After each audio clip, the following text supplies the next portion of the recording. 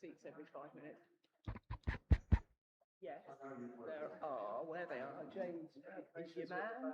Ah, there you go. Naomi, first I just proposed to yeah, just so you know. Good, yeah. We've notified the speakers and stuff. That's all right. Well, no, because she was conflicted, so you didn't have to sit in, but it's great that you did actually, because it's nice to.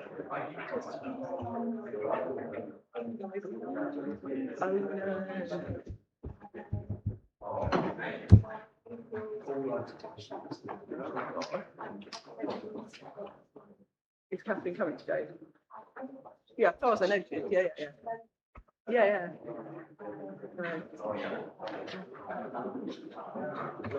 Yeah, I think probably I'm going to do some briefings on sustainability stuff, just generally, for because I think for all new councillors, to be fair, because I think it's always that thing, isn't it? Like, you know, I say the difference between what the policy requirement is and what we'd like, because, you know. But yeah.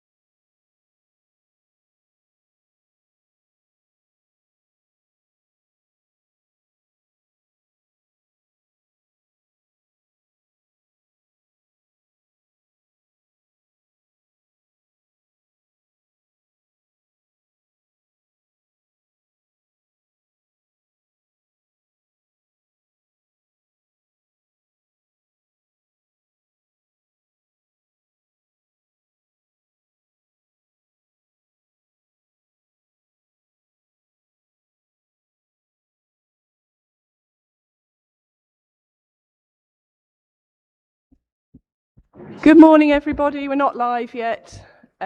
Obviously, we're in a slightly different room this morning. Can I just check that everybody can hear me? Yeah, excellent.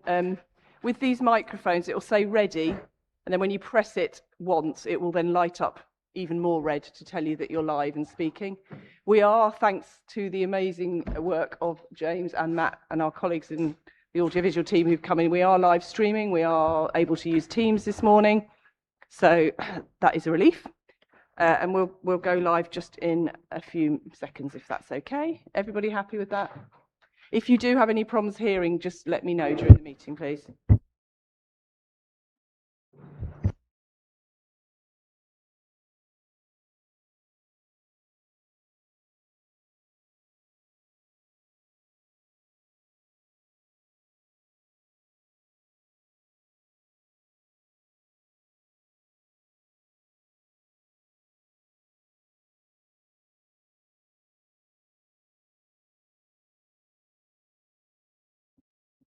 Chris, are we all right to make the meeting live in a moment? Thank you very much. Let me know when it's online.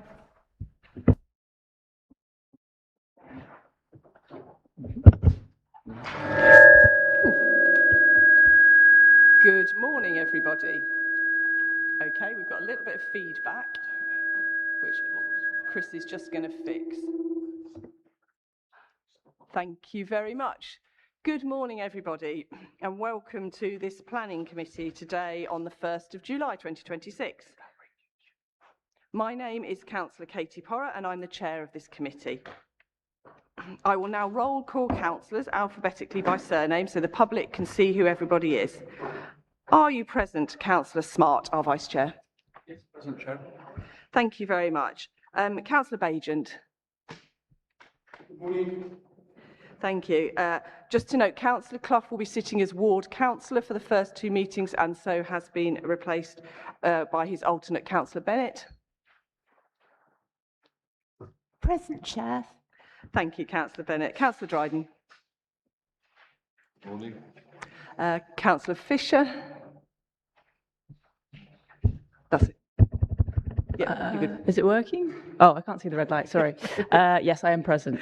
Thank you, Councillor Fisher. Councillor Griffin. Present. Councillor Illingworth. I'm present. And we have received apologies from Councillor Mike Todd-Jones, who won't be joining us today, but we're still quorate with 8 members. And Councillor Clough will rejoin committee from item 7 when Councillor Bennett will retire. Thank you very much. The officers permanently at the table for this meeting are the delivery manager, Toby Williams. Say hello. Good morning. Our legal advisor, Richard Pitt. Morning.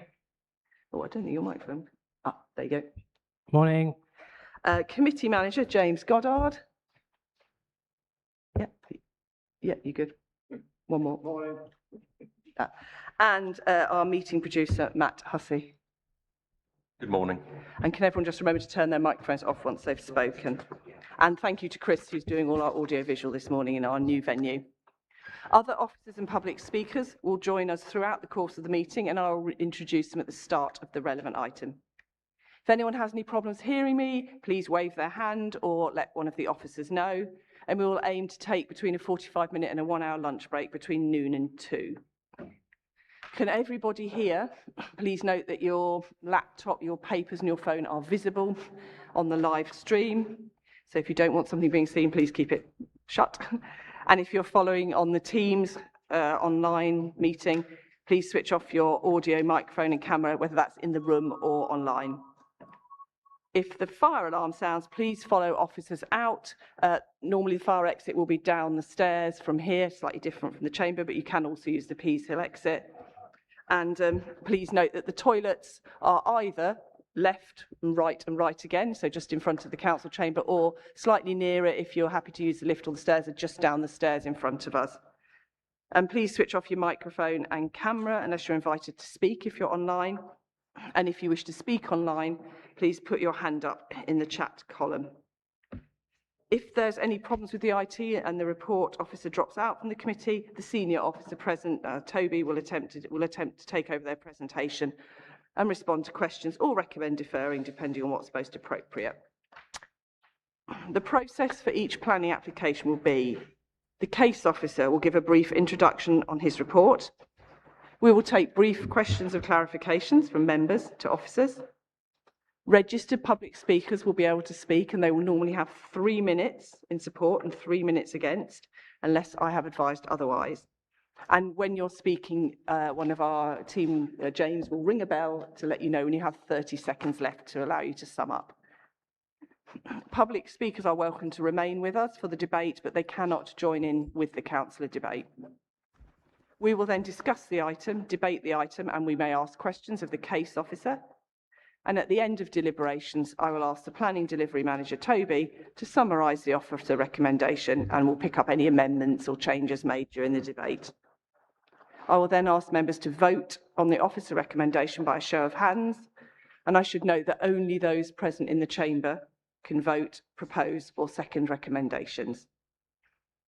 For the comfort of councillors and anyone else present and officers, I may choose to call short breaks, which I'll do fairly regularly given the heat and the need to rehydrate. And if councillors or anyone else require a break at any other points, please just let me know. So we will move on to item 3 of the agenda, where councillors are asked to declare if they have any interests and identify which application that relates to, please. Councillor Bagent. Microphone. It would work if I pressed the button. Yeah. Member of Acorn, member of Cambridge Cycling Campaign. Thank you very much. I don't see any other declarations, and I have noted already that Councillor Clough will be sitting as ward councillor for the first 2 substantive items and is being replaced by Councillor Bennett.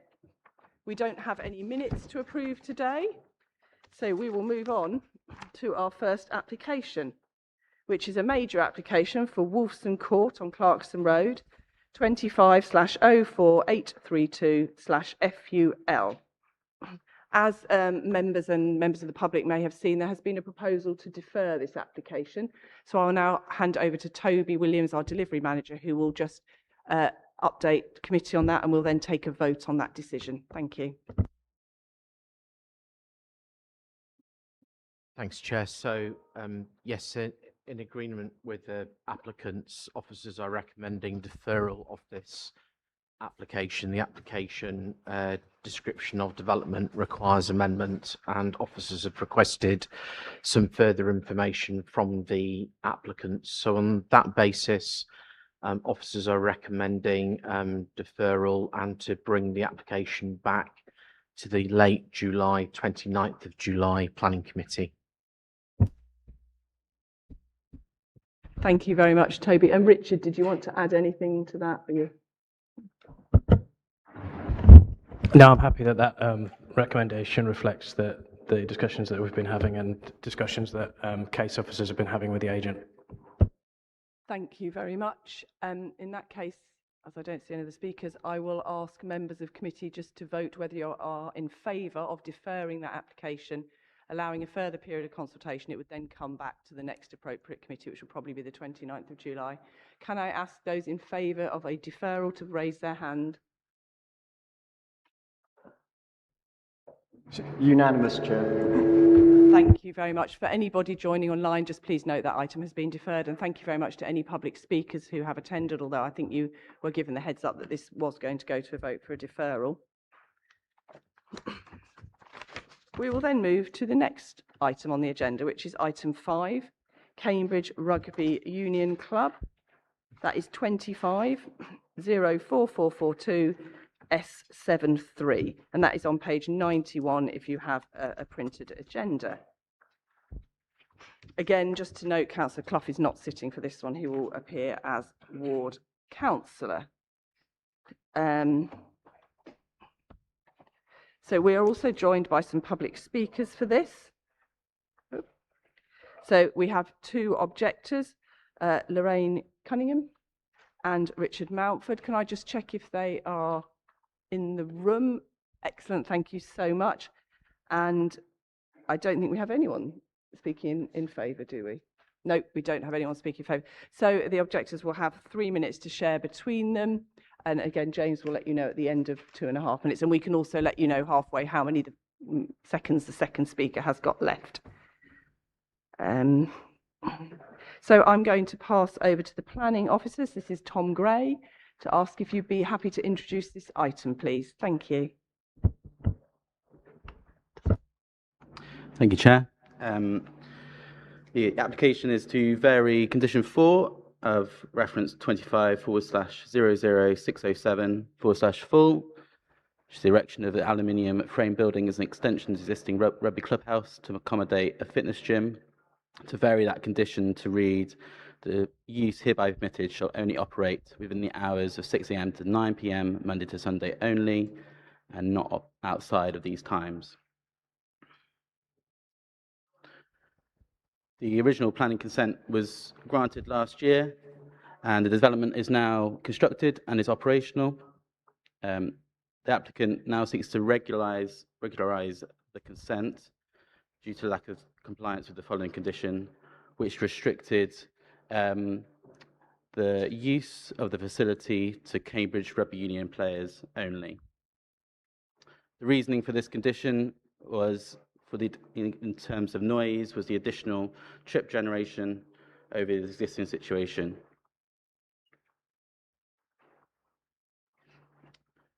So the proposed variation is the use hereby permitted shall only operate within the hours of 6 AM and 9 PM Monday to Sunday only, and not outside of these times.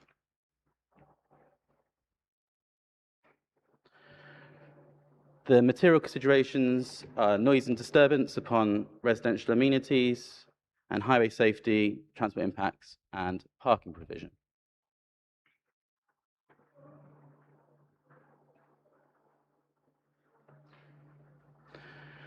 The site is located off Grantchester Road in Newnham.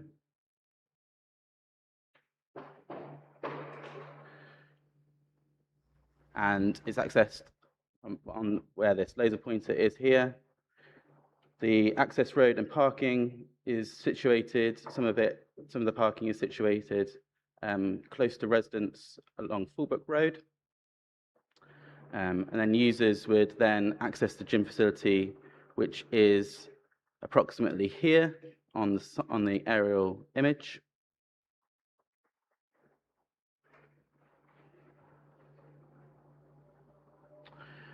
These are the approved plans from the Just original. one moment. I just have Councillor Fisher. Did you want to say something? Yeah, there's just some feedback, I think, a really low, loud humming, and it's making it quite hard to hear people. But I don't know if it's something to do with the building or the audio. Thank you. I don't know, Chris, if we could. I can hear a bit. I don't know whether it's the fans going in the background as well. Is it possible to just turn up Tom's microphone a little bit, perhaps, or? We'll just take a short break whilst we have a look at the audio visual, because it's important we can all hear. Yeah. Oh, okay. Could you just say a sentence, Tom? We'll see if we can hear you. Yeah, so these are the approved plans from the original planning consent. Or like a low humming thing. Is I that think what- that's the fans, possibly. I think. Oh, Don't worry. no. Well, it's important. Tom, do you mind moving the mic a bit closer to you as I well? don't think it's specific microphones. I think it's just like a kind of. Hold on. It might be the fan next to Tom. Let's do a little bit of a. Is that better? No, but don't No. worry. Well, if you can't hear, they do say, if anyone can't hear, because it's really important we hear the debate. So I think, Tom, if you could give it some welly and see. Certainly speak louder. No problem. Or if someone wants to move across to that side, there is a spare seat. We could move you over, Councillor Fisher or any Councillor Bajent, if you need to. If you just Please do if you want. into the microphone, I think it's Yeah, all okay. right. Yeah. Okay, thank you. But if there's any problems, just give me a shout again. So, as I say, this is the approved plans from the original plan consent. The plan on the left, top left, is the elevations that were approved. So, the building is made out of cladding on the exterior and then white PVC roof. The plan on the right shows the site plan for the gym. Here's some site context photos. So you can see the gym on the top left-hand corner there. And this is the access road coming into the site. And then some images of the actual gym itself, close-ups of them, showing the cladding and the PVC roof built to a semi-permanent structure. So not a traditional roof, tiled roof or masonry exterior.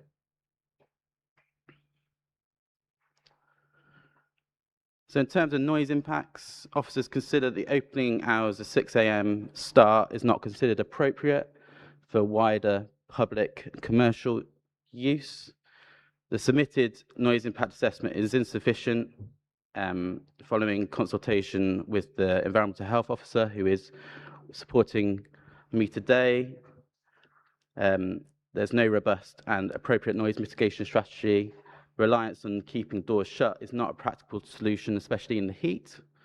There's no specified noise limiter, and that can't be secured through different users who might operate the music and amplify voice facilities. The parking arrangement is near residential properties is not appropriate. There's measures requiring users to leave quietly are not enforceable, and the current entrance and egress to the gym are not appropriate, given that the door could be openable, and currently the sign suggests that people were using one of the fire exits, which would generate additional noise. And the proposed monitoring and complaints procedures are also inadequate. In terms of highways and transport parking impacts, there's no objection from the local highways authority. The modest level of trips, and there are sufficient space to accommodate parking on the site. If approved, a footway extension to improve pedestrian access would be required as recommended by the local highways authority. In terms of the planning balance, there are limited employment and social benefits through the intensification of the use. However, officers consider the application would result in unacceptable noise and disturbance to residential amenities, and the officer recommendation is to refuse the application. Thank you very much, Tom. So we will now move to our speakers, and we have, as I mentioned before, 2 public speakers who would like to speak in objection. So we have a table at the front there. If you're able to come forward, you're welcome to both sit together and use 1 microphone each. That's probably the best way to do it. And I think it's Lorraine Cunningham and Richard Mountford. I'll leave it up to you, but you have 3 minutes between you. Thank you very much. So just press the button on the front of the microphone. It should light up red.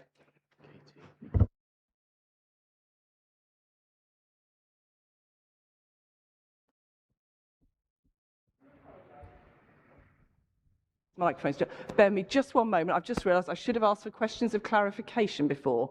So questions of clarification are brief and factual and should not really enter into the debate. It's just if someone needs something clarifying from the officer's presentation. Does anyone have a question? Councillor Bennett. Thank you, Chair. My question is, do we have any, if opening to the public is from 6 a.m, do we have any information from the applicant on when staff would need to arrive to be on site for a 6 a.m. opening? Would it be from 5:30 or 5:15? And the reason I'm asking for that is the impact on residential amenity and noise. Thank you. Thank you. Tom, do you want to answer that quickly? It sort of strays a bit into debate, but we'll take that as a factual question. Sure, thank you.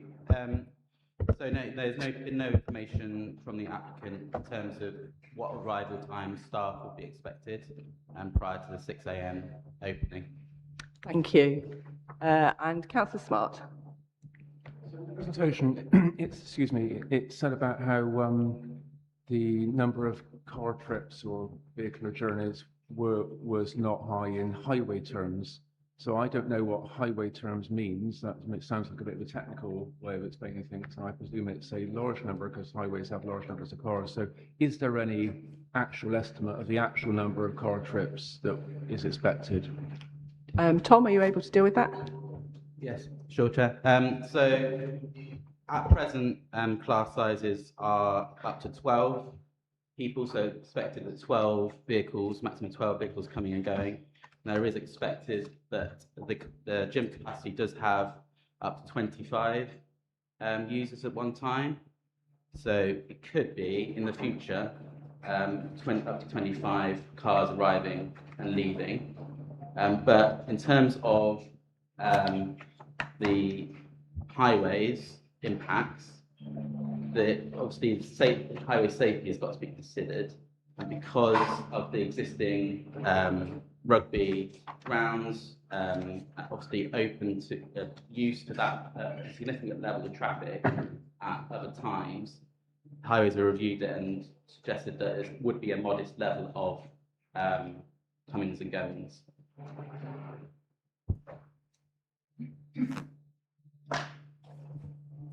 Finally, I'm struggling with my microphone this morning. Councillor Smart, did you want to come back briefly? Excuse me, I must get some water. Is that in addition to any other car journeys like staff or other uses, or is that it?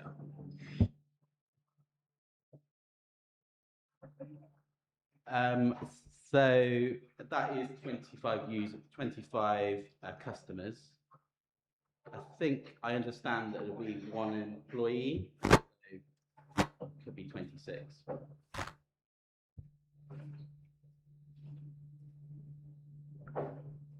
Right, thank you very much, Tom. I had one question of clarification. Can you confirm it is currently operating in this way already without permission? Yes, it is currently operating in this way. Thank you. Oh, Councillor Illingworth, we've got a rush now.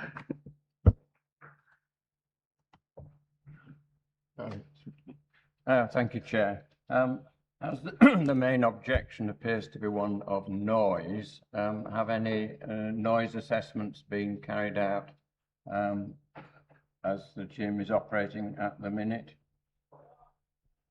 Tom? So a noise management plan has been submitted, which has been assessed by our environmental health officer, and they consider that it's not sufficient and robust to ensure that the intensification of the use is appropriate. Greg Kearney is online if there's any technical queries relating to noise impacts. Thank you very much. In that case, as there are no further questions, we will move on to our public speakers. Apologies for forgetting questions of clarification. It's a new thing we brought in. So please do go ahead. You've got 3 minutes between you. Thank you. Thank you, Chair. I'm here to represent myself and many of my neighbours in Fulbrook Road and surrounding streets.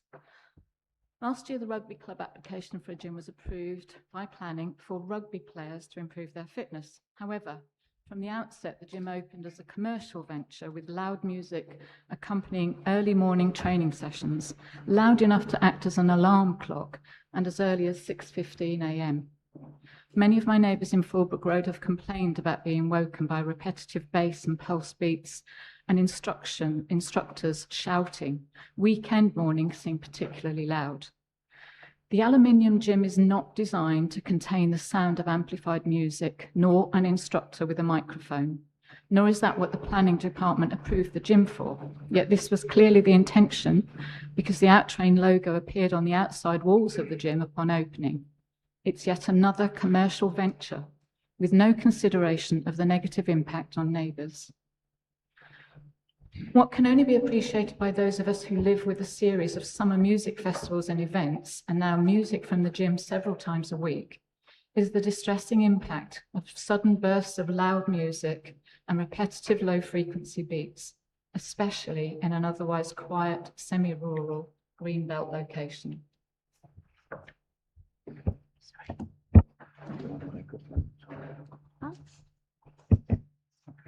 I represent the 650 members of Cocks and Hens Tennis Club.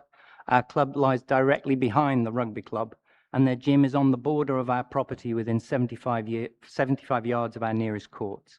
The gym has no soundproofing, so any emanating noise has a direct impact on our tennis club.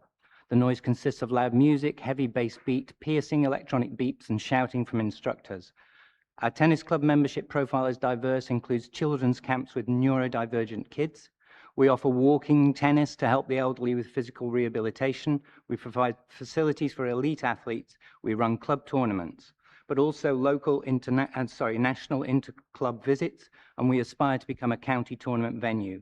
All of these activities are impacted by the gym noise. We've asked the rugby club to address the noise issue, but without success.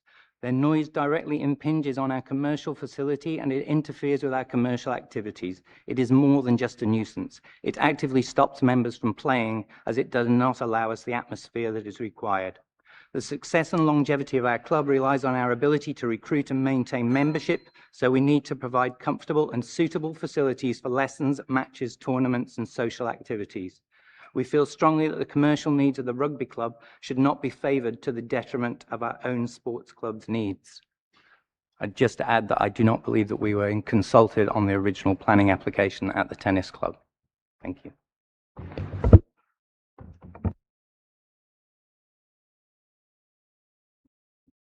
Sorry about that. My microphone really doesn't like me to. Thank you so much for speaking to both of you. I will now ask Ward Councillor, Councillor Clough, if you would like to come and make your statement. Ward councillors have unlimited time, but obviously in the interest of brevity, we'd appreciate maximum of 5 minutes if you consider that. Thank you very much. I think whichever you prefer. So Councillor Clough is the Ward Councillor for Newnham. Go ahead. How do I get it? I understand you wanted to share some images. Yes, I do. That's correct. Sorry, oh, yes, I'm now on. Okay. Yes, there are 2 images that Tom has offered to share on my behalf. So just to confirm, Tom, the case officer, are you able to confirm that you're happy that these are in the public domain and you're happy to share those? Yeah. Thank you very much. I'll ask Tom to put those up for you, and if you could obviously let him know when you need him to move to the next. Yes, thank you, Tom. Thanks for putting this. Okay.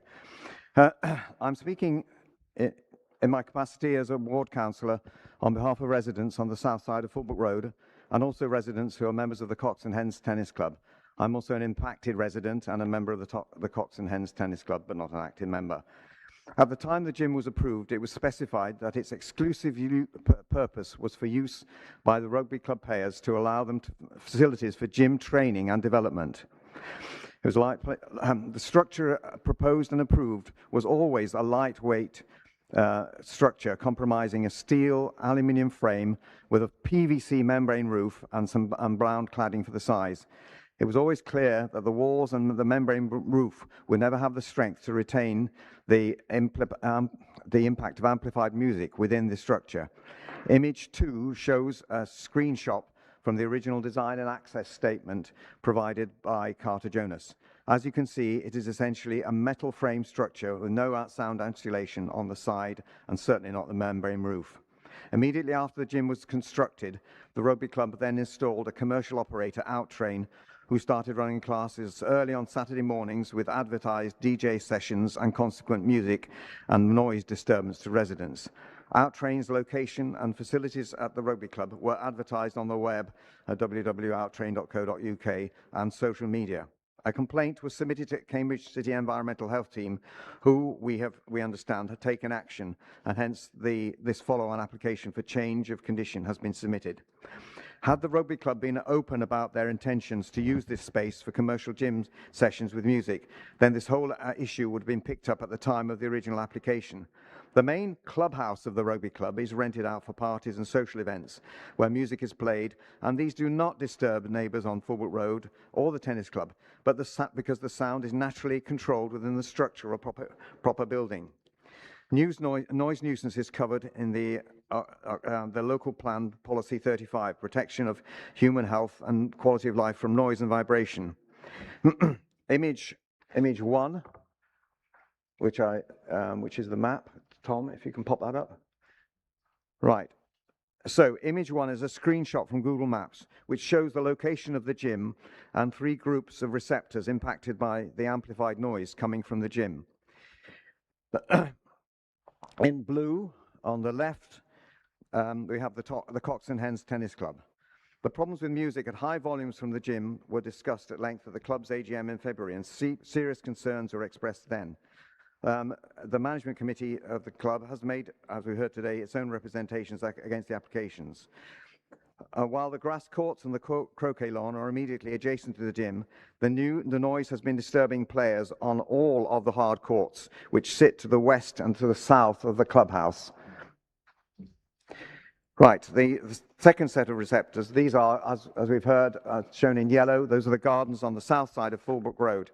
Residents on the south side have made extensive use of these gardens throughout the year, especially in the summer months. They are entitled to quiet enjoyment of these spaces. And finally, just so you're aware, there are in red, there is a walking track along there. Immediately to the west of the club is a lane which runs from the western end of Fulbrook Road to the entrance to the tennis club, and then becomes a permissive path running next to the start of Binbrook. It is much enjoyed as a quiet walking and running route for local residents and those further afield in the Newnham area. While a noise management plan has been provided, there is no noise impact assessment submitted to show the area that will be impacted by the proposed level of music, 70 to 75 dB LAEQ, or indeed the attenuation from the source. The background level of noise in the area is very low. The effect of wind is also a factor which needs to be considered carefully in this location. This has become very evident over noise issues with the music events that the Rugby Club has permitted in the field in the summer. Quite significant fluctuations in levels of music received at gardens occur even when a moderate breeze is flowing. As we're aware, the Environmental Health Officer in his report considered principally the gardens and not the tennis club. The officer is clearly concerned in practical terms the club would ensure how the gym would ensure any decibel limits would be adhered to, as there is a request for details of a noise limiter to be provided. And any information about the club could be sure that any information how the gym would be sure that they would be not overridden by less responsible gym session leaders. It is painfully clear the Rugby Club has erected a structure which is totally acoustically unsuitable for use as a gym with amplified music in this location, where it is surrounded on all sides by sensitive receptors. The officer's report has also identified a number of other issues with this proposed adjustment, including parking located near to residents' houses, inappropriate operating hours, insufficient management of gym activities, and lack of systems to effectively monitor and resolve impacts. Currently, Environmental Health has had to issue the noise app to at least one resident so that the ongoing repetitive disturbance, particularly from early morning gym sessions, can be logged ready for a statutory nuisance assessment. Last week, when windows were open during the heat wave, I received emails complaining about noise from people from the gym, waking people up from 6 a.m. In fact, I was woken up myself, and I went down to check what was going on, and knocked on the door of the gym. I was met by a member of Outtrain, and they said, well, they'll do something. I registered concern on the Outtrain website, but I've yet to hear anything back from them. It is clear that this change of condition would breach Policy 35 of the local plan, the Sustainable Design and Construction SPD 2020, and policies SNNP 6 and SNP 12 of the South Newnham Neighbourhood Plan. I hope the members will concur with the officer's recommendation and refuse this application. Thank you. Thank you very much, Councillor Clough. We'll just move on to the debate. I would just like to remind members, obviously this is recommended for refusal. If you want to check the reasons for refusal, that is on page 107. It's unusual to see that, but that's where we are today. So does anyone want to ask any questions or start the debate, please? Councillor Bajan. Chair, just clarify, please. It says that it's only to be used by members of the rugby club. Rugby players, I think, doesn't it say? Rugby club players. Is that not part of this discussion at all?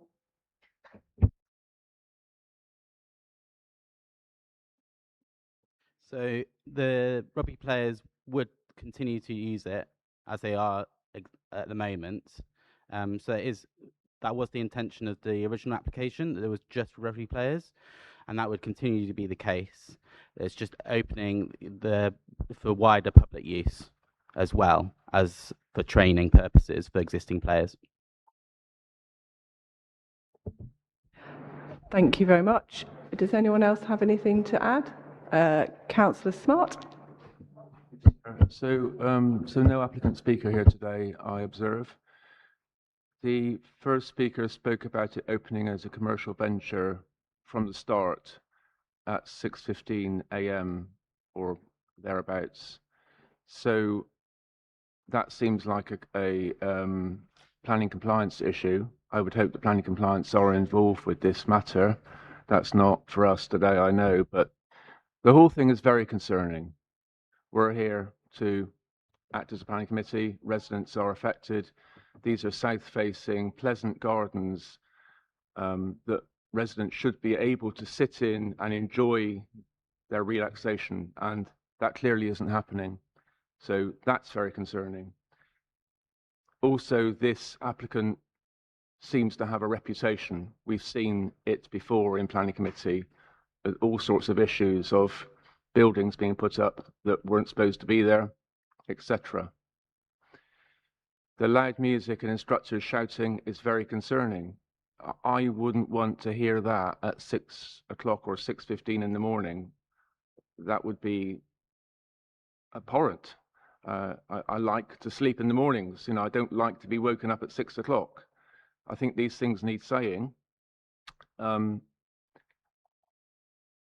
second speaker spoke about it. They were not consulted on the original application. That needs addressing and answering, please. The councillor, local ward councillor, spoke about a decibel range between 70 and 75 decibels. That's loud. If I could get a response on that as well, if that's correct. And also, it was said by that person that the structure was unsuitable for use as a gym. I'm not sure if that is the case or not, if that could be confirmed.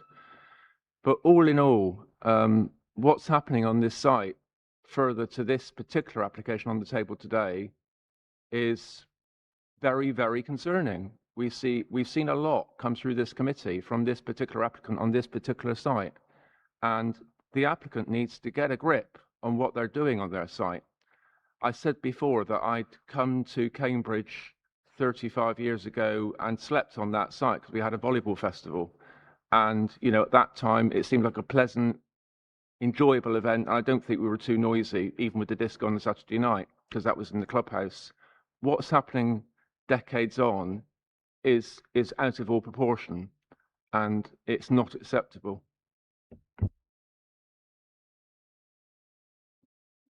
Thank you very much, Councillor Smart. So, Tom, I think Councillor Smart was talking about the consultation on the original application, the decibel range, and obviously we have our environmental health team, and the unsuitableness of the building for a commercial gym. So I'd be grateful if you could come back on those. Yeah, thank you, Chair. Just taking the gym building firstly, that was considered at the time of the original application that it was suitable to aid in the training of the rugby players, given that Well, now we've lost Greg completely. Oh, there he is. Greg, I think that was you. Can you speak? Could you, are you able to make yourself, hold on one moment, Greg, we're just turning the volume up. Bear with me a second. The irony is we're going to talk to the noise specialist and we can't hear him.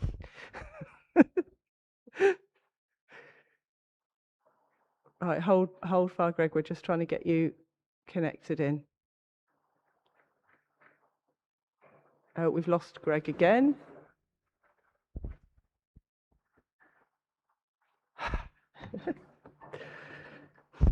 The only other thing I suggest is mobile phone in and put the mobile phone under a speaker. Greg, could you try again? Right, we can hear you through. Is that Tom's laptop we can hear you through? No? We can hear you out of the small speakers, Greg, but not in the room properly. Hold on.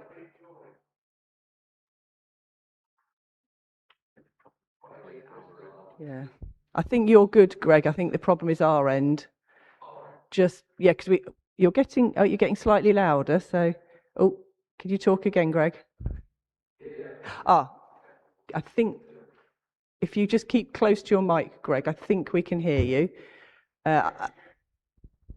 Yeah, go for it.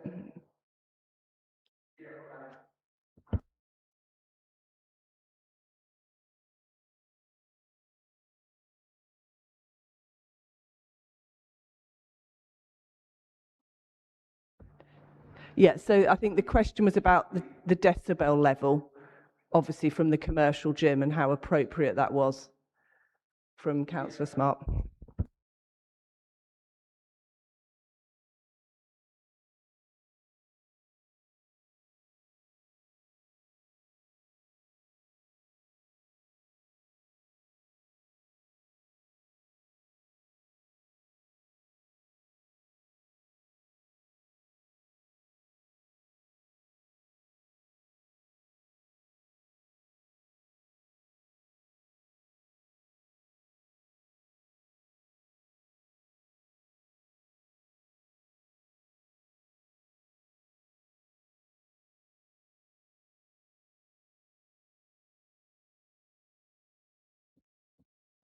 I'm so sorry, Greg.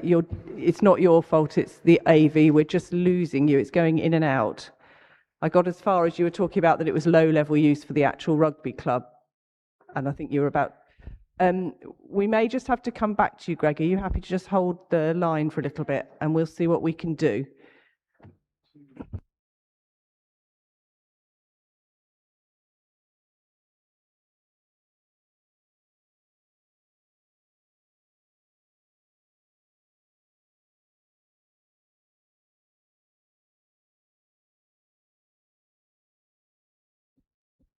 Just bear with us, everybody, if you're watching online. We're just trying to sort this out. 1 second.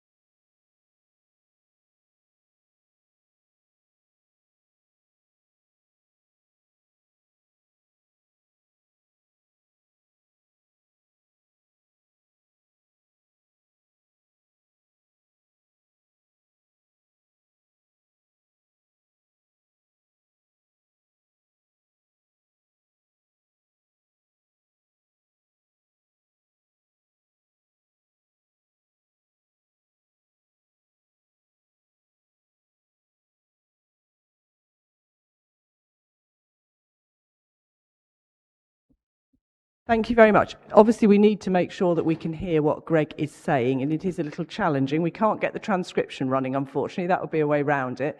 What I'm going to suggest is, Tom, would you be willing just to re-summarise, in effect, what the environmental health objections were in terms of the intensification move from the gym for rugby club to commercial? Then what I'm going to do is I'm going to ask Greg, hopefully we'll hear enough of him to confirm if he's content with that. And I'm also going to ask Greg and Toby just to discuss via Teams if there's anything else that Greg wants to add, so we can make sure that it's all read out in full transparent session so everyone can hear it. But Tom, I think that would be, because in effect what Greg is here to do is to support what is already in the application. If you were able to just make a summary of that, we'll check that Greg is comfortable with that, and if there's anything Greg wants to add or other questions that members want to ask him, we will continue in that way. And obviously I'll check with Richard, our legal advisor, to make sure that's correct, because we need to make sure this is heard fairly, both for the objectors and the applicants. So Tom, sorry to put you on the spot a little, but are you happy to just run through, in effect, I think Councillor Smart asked about the decibels, and in effect the reason for refusal being about that intensification. Thank you. Yeah, so the current decibels, my understanding, is between 70 and 75 dB, and that would be inappropriate given the impacts on the neighbouring receptors. So that's why we've asked for a limiter to be secured through a noise management plan. And at the moment, there is no evidence that that is in place. The neighbour notifications,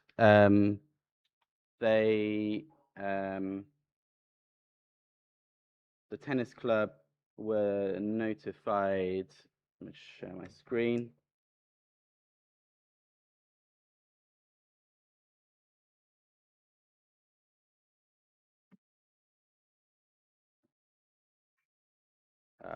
So the second one down there is very small print, but that's the Lawn Tennis Club were notified on this application, so section 73, and they were also notified on the original application, and a site notice was put up as well.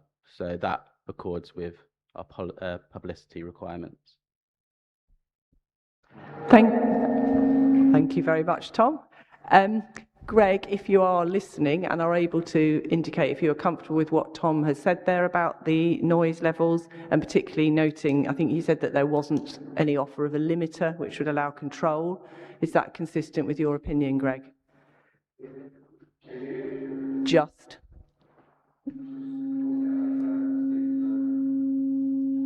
No, I'm afraid we really can't hear you, Greg. Are you able to message Toby, our planning delivery manager, just to confirm whether you're happy with that, and Toby will confirm that when you've received it. Thank you. Whilst we do that, I'm going to move to a question from Councillor Bagent.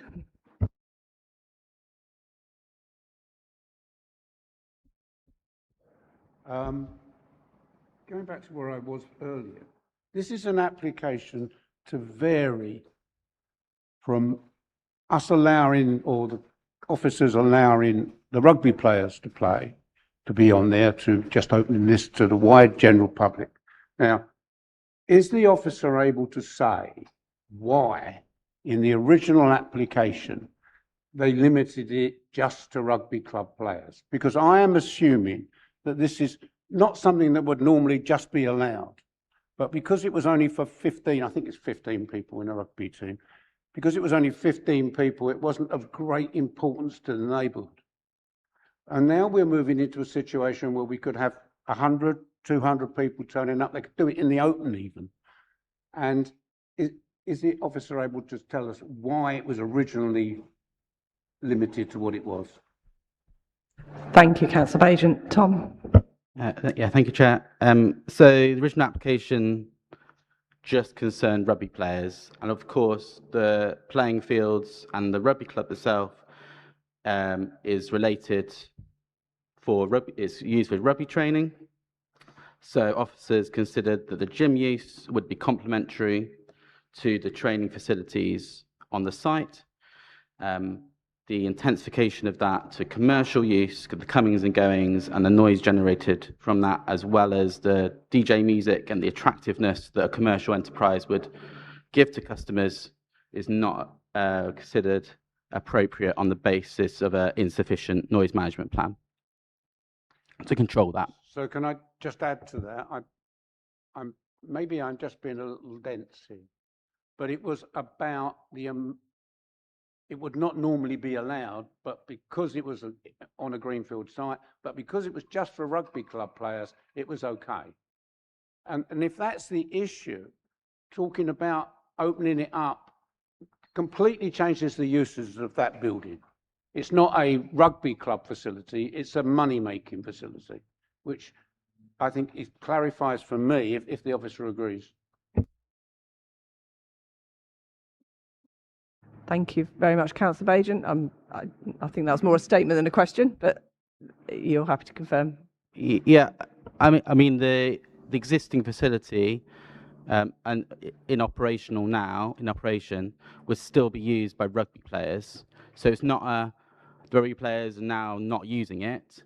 It's they're opening it for commercial use at the same time as using it as a training facility. Very much, Tom. Councillor Fisher. Thank you. I just wanted to clarify, the report says that there are limited social benefits. I wanted to understand, A, how much it would cost someone to use the gym in its current state if they had to become a member of the rugby club, or if that's even possible, if you literally have to be a rugby player, and B, how much it would cost to use it as a member of the public going forward. And then I guess C, is there any offer from the rugby club to give kind of free access to local residents or anything? I'm just thinking, what is the limited social value? Can we be clear about what that is? Thank you very much, Councillor Fisher. I think some of that may stray a little bit outside the discussion today because we're just looking at whether it's allowed to be used as a commercial club or not, but they're good points. Tom? In terms of limited social benefits, obviously, being open to the public, people would be using it for, fitness. So there is, so there is an element of social benefit there, and in terms of meeting people. In terms of your other points, in terms of how much it costs and all that, that's not a material consideration in terms of this planning application.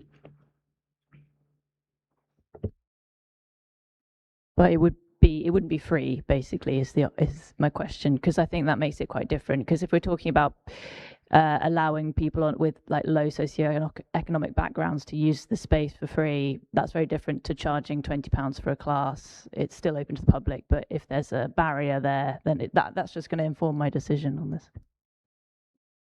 Thank you. Actually, if I might add my own question, this is a commercial gym, isn't it? It's not the rugby club offering it. This is run as a commercial operation by an outside provider. Is that correct? Yeah, it's run by Outtrain, and on their website it's clear what the who would be able to sign up, and it's up to each individual to go through that. But it's open to, my understanding, it's open to the general public. Now I don't know how they run in terms of if they offer benefits to those on low incomes, but that is that's sort of outside the scope of this planning application. Thank you very much. Before, I think, Councillor Bennett, we're just going to go back to Toby, who's had a response from Greg, if you don't mind. Go ahead, Toby.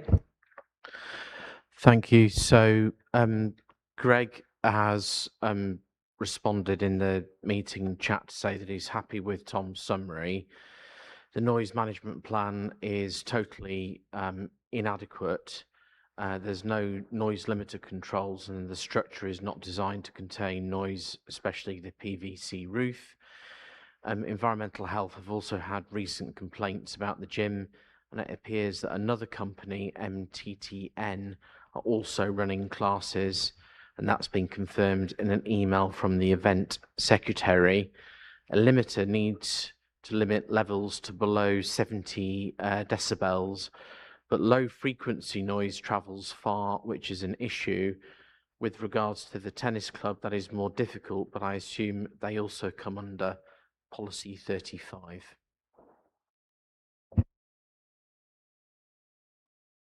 Thank you very much, Toby. So is Greg suggesting the tennis club should be included as well as residential amenity? Well, maybe we can ask that, Greg. Well, another one for the chat, if that's possible. Councillor Bennett.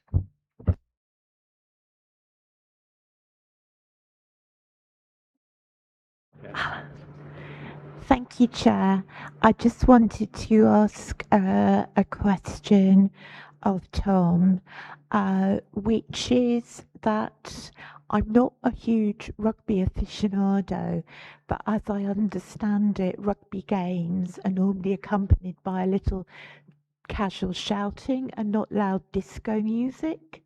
So we're talking about not just an increase in numbers at sensitive times of day, but a change in the nature of the noise. Is that correct?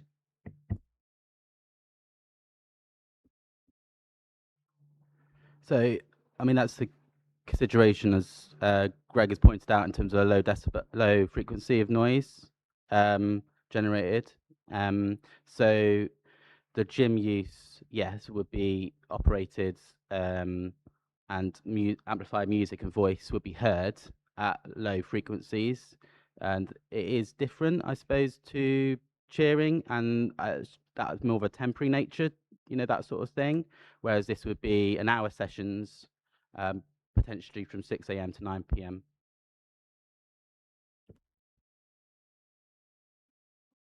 Thank you very much.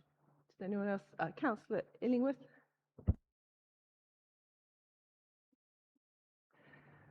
So if the club limited the gym just to its rugby players, am I right in thinking they wouldn't not be using Outtrain as part of their training sessions? Well, Outtrain is a commercial operator. It was intended to be used and run by Cambridge Rugby Union Club, and they've then used an operator to advertise commercially, to expand the scope to the wider public.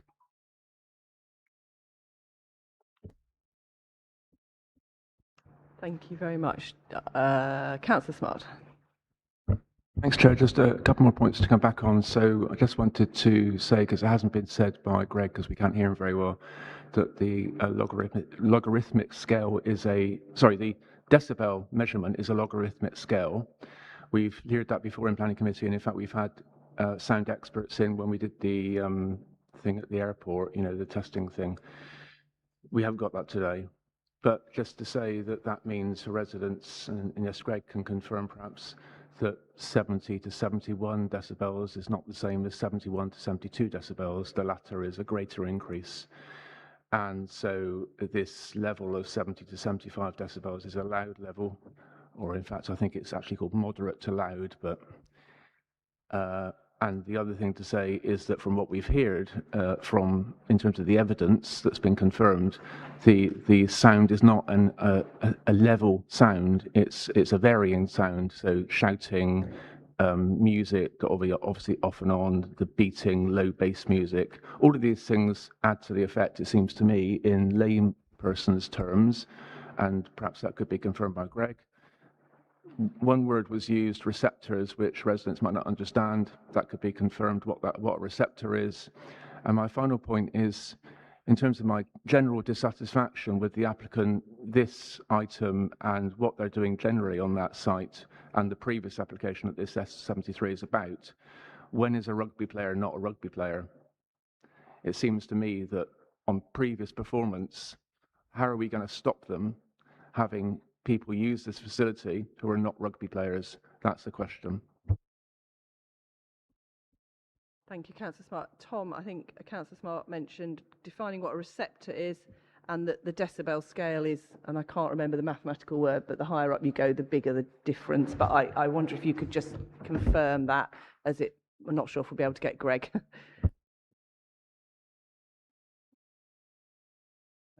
In terms of noise sensitive receptor, that's so residential amenities and noise sensitive receptors, so residential dwellings. So in terms of this site, that is the noise sensitive receptor. I know the Lawn Tennis Club has raised concerns with effect on them, but they're not considered a noise sensitive receptor in terms of the guidance. So Greg can pick up that and expand that in more detail if necessary. And it is, yes, a logarithmic scale. I agree with that. Thank you very much, Tom. I'm going to not go straight back to Greg. I'll give him time to put some things in the chat, because I think Toby's got... I'll just wait a minute and let Greg respond to those as well if you want, Toby, or would you like to come back now?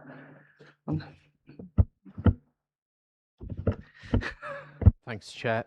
Thanks, Chair. Yes, so I asked Greg whether environmental health subjection extends to the impact on the tennis club facility, and Greg has said policy 35 could go to the tennis club, but appreciate my view that it is a quiet game for its members, and therefore he assumes they enjoy a reasonable degree of quiet enjoyment. Having looked at policy 35 of the local plan, that it is not solely confined to residential amenity, my view would be that if members were concerned about the impact on the tennis club, policy 35 is within scope, and I would see no harm to adding that to the reason for refusal if members thought it prudent to do so, albeit, as Thomas said, it is not a sensitive receptor in the way that environmental health would consider a residential property. Thank you very much, Toby. That's very helpful. So I think members might want to consider whether in the reasons for refusal were people minded to agree with them when we move to that later, when we finish the debate, whether a mention of the tennis club as also affected is appropriate. Councillor Fisher. Just an access thing. I don't think Toby's mic is working. It's not coming out of the speaker, and I can't hear it from the... I just wondered if anyone online can actually hear. Can anybody else having problems hearing? Would you like me to? Oh, okay. Toby, shall we have another try? Maybe let's move it closer and shout. Otherwise, we'll swap microphones.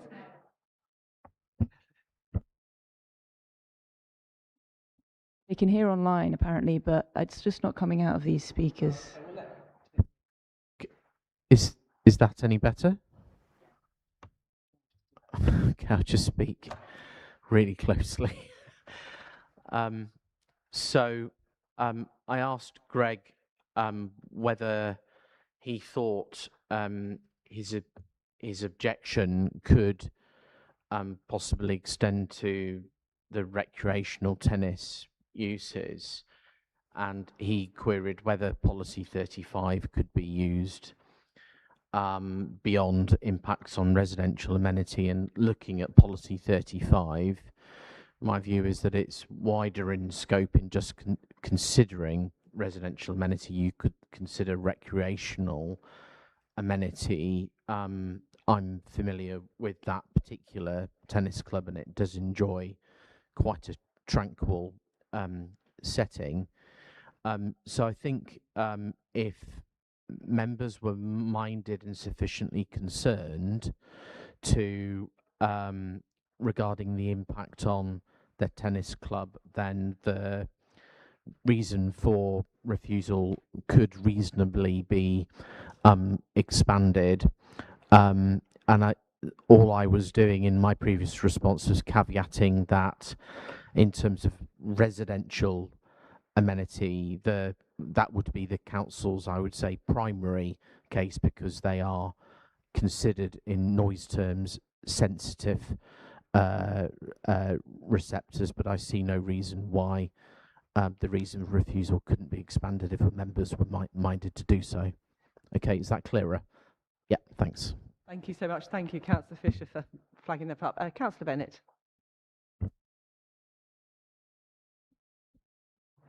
Thank you, Chair. I do recall that the public speakers mentioned that members of a lawn tennis club included a number of neurodiverse individuals.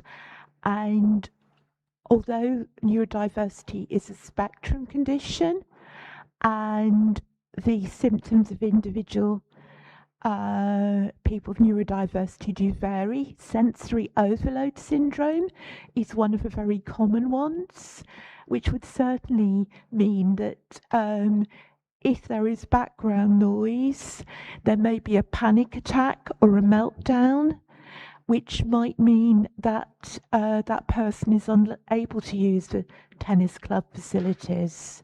So just mentioning that. Thank you, Councillor Bennett. Councillor Smart. I agree with both of those things, and I was going to say the same thing, and more than that, part of the reason for approving the original application that this S73 is based on was because it's a good thing to have health and fitness and activity and sport and all of that.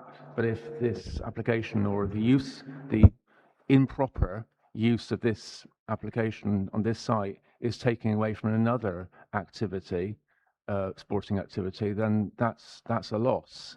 So it seems to me that on balance, that's not a good thing. I was just going to also say briefly, Chair, I did ask when is a rugby player not a rugby player. It's not a fun question, it's a very serious question, because it seems to me that this application in the first place was not a viable application. And yes, it did have commercial use, because that's what we've been told they've used it from right from the start, breaking a condition that we put upon the application. And now we have a situation where it's on the table to limit that commercial use, which we're as decision makers are being asked to refuse. And that's the way I'm going at the moment. But the thing is how are we going to enforce? Is there a compliance case? I did ask earlier, is there a compliance case on this previous application already? And if there isn't, there should be. And I hope that that continues. Thank you, Councillor Smart. I mean, I'm assuming that obviously the reason it's come to committee is because someone has reported it. I don't know if Tom or Toby wishes to comment on a specific compliance case, though I understand obviously if anyone is in breach, that can be invoked at any point of any planning application. Tom, did you want to comment? My understanding is the complaints came through the environmental health rather than through planning compliance. However, should it be refused today, obviously planning compliance would be notified of that, of the situation with the decision notice being issued. But I don't think there's any planning live compliance case with this specific gym use. There are other structures and things within the area, but not the gym use itself. Thank you. As no one else has asked to speak, I would... Oh, do you want to come back, Councillor Smart? I just want to say that we've heard that right from the start, a very important condition on this, the original application has been broken and there's no planning compliance case on it, and that's wrong. There should be a planning compliance case. Environmental health should have informed planning, or they need to talk to one another because we need action. I think, so if I might, I was going to add what I was going to say, I'll wait to the end. But I mean, for me, if you look at paragraph 10.4, it is extremely clear when this went to, well, whether it's planning committee or officers, it was only permitted for rugby training use as an ancillary use to them presumably using the rugby field. And actually, we work really hard on planning committees to try and protect residential amenity. And to me, this condition clearly does that. It states only restricted to Cambridge Rugby Union Club players only, and shall at no time be used by other persons. So I am really disappointed to find out that this applicant had installed, as I understand it, a commercial gym for profit, from what I think was mentioned by the objectors pretty much as soon as this came forward. And in my opinion, I've heard nothing to suggest that if this had come forward with a commercial gym use originally, with a basically very, very thin roof and no insulation, picking on what Councillor Smart said, this condition was put in to protect amenity, and I haven't heard anything today to change my view that this condition should still be in place. That's my personal view. And what I will do though, because obviously we have Greg here and I just want to make sure he's fully participating in the debate. Toby, does Greg or yourself have anything to add, just so we're clear that there's nothing we've missed relating to environmental health or amenity? Yeah, sorry. So again, in the meeting chat, there has been some further information that's come through from Greg. Greg has advised on that the 70 dB level is at source, e.g. the gym. The low frequency noise is the issues, and they've had 3 complaints recently, and we expect complaints to be honest, not frivolous or vexatious, as they could be used in evidence. He's reiterated that the noise management plan is inadequate, so there's no reasonable degree of confidence that noise will not be an issue in the area.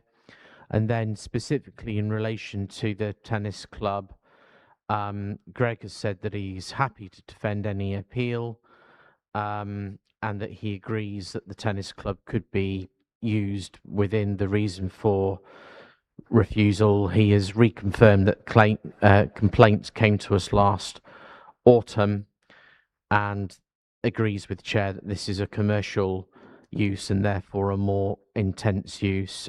I would just say, on the back of what Councillor Smart has said with regard to activating a compliance case, that if this application is refused, as per the recommendation, officers will endeavour to liaise with the compliance team to ensure that the council seeks if it considers it reasonable to take enforcement action, and usually that would be the case off the back of a refusal of planning permission like this if the use, the commercial use persists contrary to the original planning condition.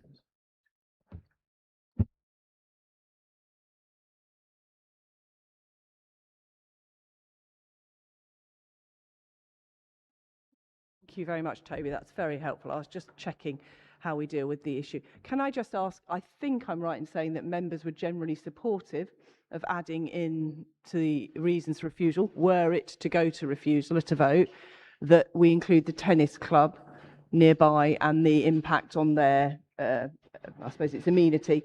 And if members are happy with that, I'm not necessarily going to take it to a full vote because there's no dissent as far as I can see. I'm happy to ask Toby and Tom to have delegated authority to draft that or to amend it, but perhaps when you sum up, Toby, you could just put in some suggested wording. Are you happy with that, Richard?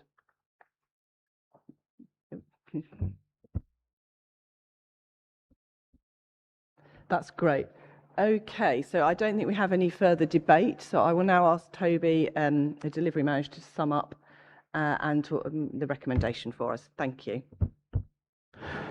Thanks, Chair. So the recommendation is on page 107 of the report. That is to refuse for the reason as set out. The reason is set out in 2 paragraphs. Officers would recommend that at the end of the first paragraph, where it reads harming the amenities of residential occupiers, that sentence is extended to include recreational users of the adjacent tennis club.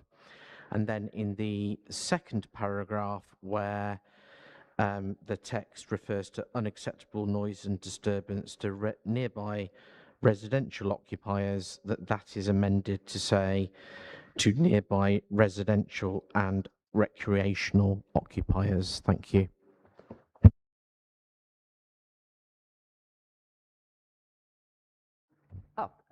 Councillor, I was going to say Bennett, Bagent, apologies.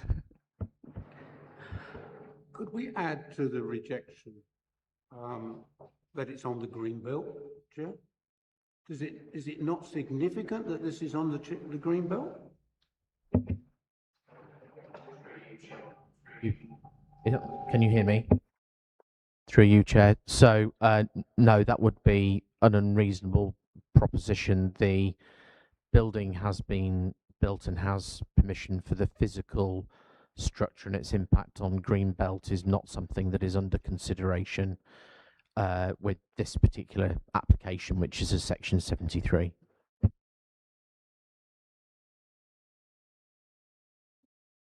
I just wanted to comment on Councillor Bagent's point because we have seen some research from Anglia Ruskin University about the impact of noise on wildlife, which is presumably present on the green belt. So I do think that there is an issue in terms of the increased impact on the green belt, because it doesn't just come from the building, it comes from a noise. I believe Councillor Tong has been pursuing the Anglia Ruskin University research. I've not been involved directly, but I think their conclusions were very clear. Thank you, Chair. So, green belt policies concerning spatial impact on openness. It is not a land use designation that affects how one makes a decision on habitat. There's no technical objection from any other consultee on habitat impact. I would feel quite uncomfortable in the absence of that, suggesting that we move any further in terms of the suggested reasons for refusal, Councillor. Thank you, Toby. I think to quote Councillor Smart previously, we just need good reasons for refusal. It doesn't matter how many you've got. We just need to have ones that are reasonable. Councillor Smart, did you want to speak? So I know we're in the middle of the recommendation, but I just wanted to check that that additional bit about the tennis club doesn't affect the fundamental description of development, because we wouldn't be allowed to do that on an S73, but I don't think it does it? Because that's not the description of development, is it? We're fine, councillor, with the reason for refusal and extending it. It doesn't affect the actual description of development. Thank you very much. So we will now move to the vote.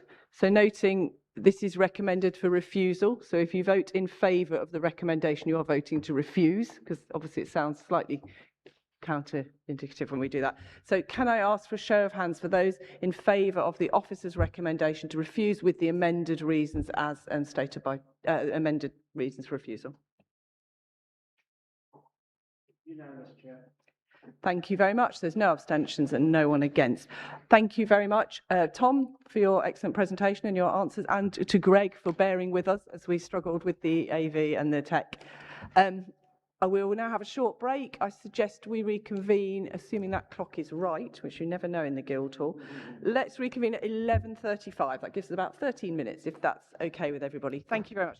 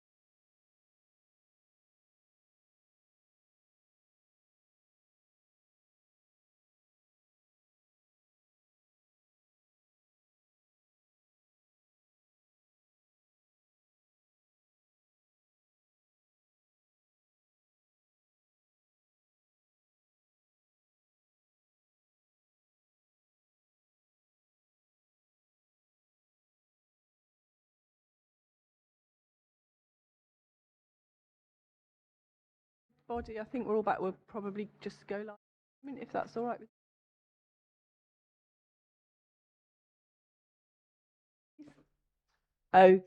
Okay, we are now live.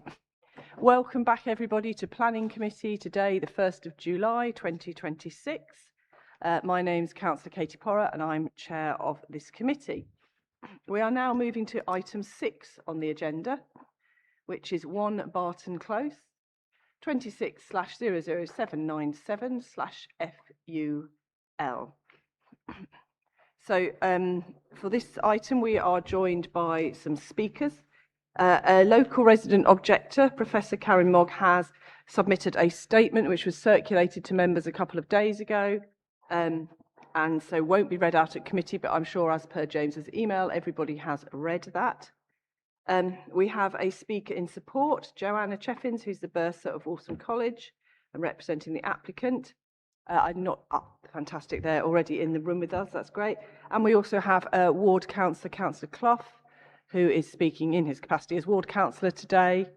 So, as for the last item, public speakers will have 3 minutes, and James will kindly ding a bell just 30 seconds before the end to allow you some time to draw your conclusions to a close. Obviously, public speakers and ward councillors are welcome to stay for the debate, but won't engage in the debate when the councillors move forward with that for members of Planning Committee. So, I will firstly ask the Planning Officer, John, to make his presentation for us, and then we'll move to questions of clarification, and then we'll go to the public speakers. Thank you, John. Thank you, Chair. I'll just check. Can everyone hear me? Great. Okay.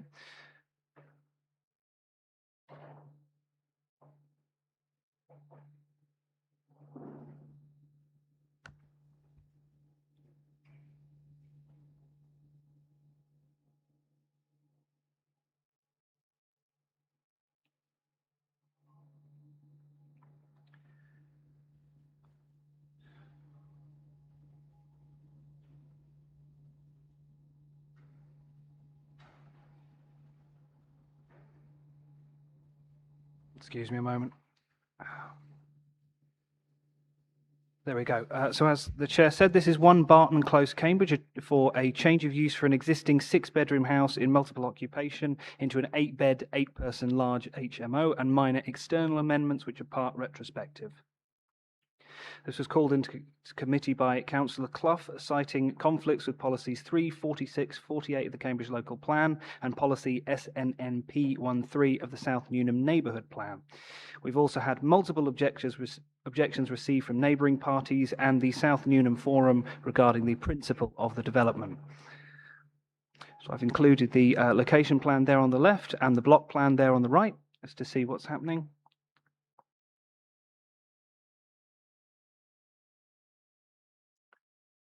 And the wider context of the site with Barton Close here, 1 Barton Close, the site location here, and the Wolston College campus located here.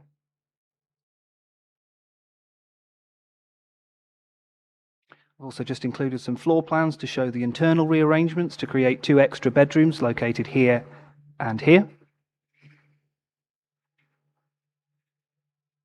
And the elevations showing the minor external changes, which include solar panels, a slight change to the roof, and some reconfiguration of windows and doors to the exterior. So we've got the application history, the consultations and issues raised. Prior efforts to convert college-owned residential properties in this area directly into student accommodation have either been refused or withdrawn, as seen in those 2 planning references. We've had no objections from the LPA's internal consultees, but we have had multiple objections from adjacent neighbours and an objection from the South Newnham Neighbourhood Forum. The objections pertained to the following issues. Neighbours have identified 5 HMOs in current use on or near the site at 1, 2 and 3 Barton Close and 40 and 42 Barton Road. Previous applications for student housing have been refused in the area. The proposed use has been identified by objectors as an over-concentration of HMO use.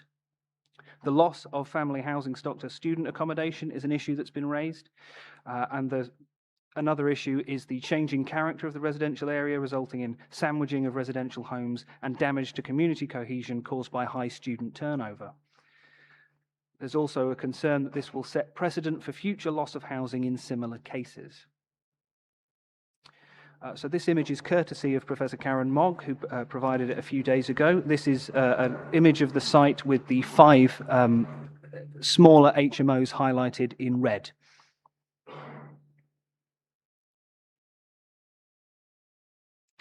Moving on to the officer assessment, Wolfson College has demonstrated a need for student accommodation in close proximity to the faculty. Each year, several hundred students to the college have been housed in private accommodation where their safety cannot be guaranteed, and they are left vulnerable to predatory rental practices and isolation from fellow students.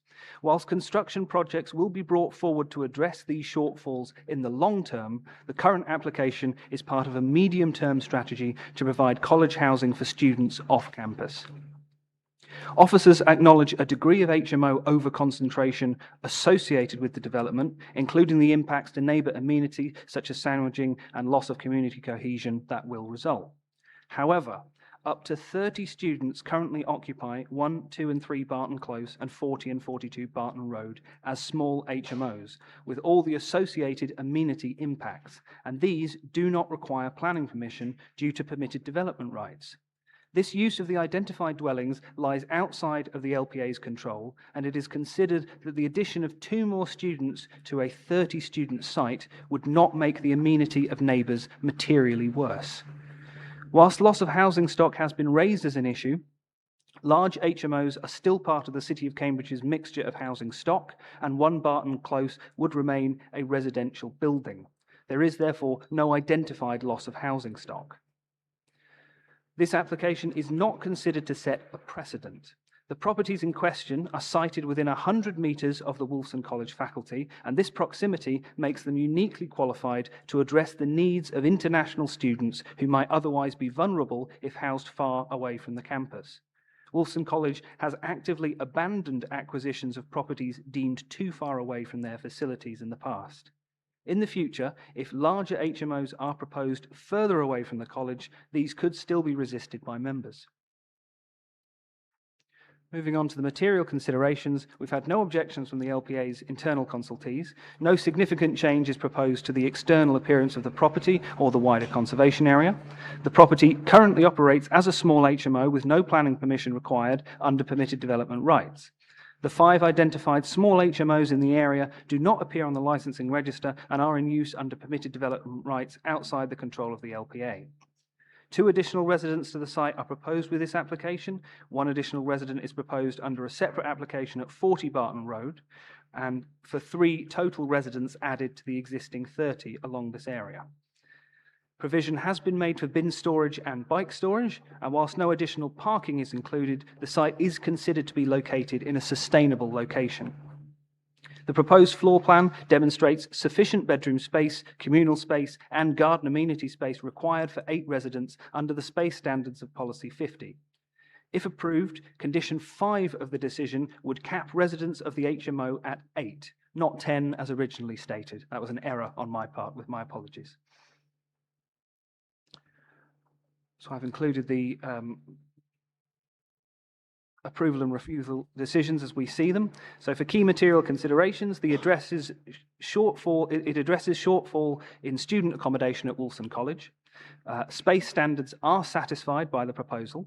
It's located in a sustainable location, and we did not identify additional harm given the extant PD rights allow for 30 students in the area already. But the key reason for refusal might be we have identified the overconcentration of HMOs in a residential area, and the officer recommendation is for approval. Thank you very much, John. That was very helpful. We are now going to move to questions of clarification. As I've said at previous committees, this is not a debate. These should be brief, factual, and relate to anything that you feel was either missing or you didn't understand from the officer's presentation. Councillor Bennett.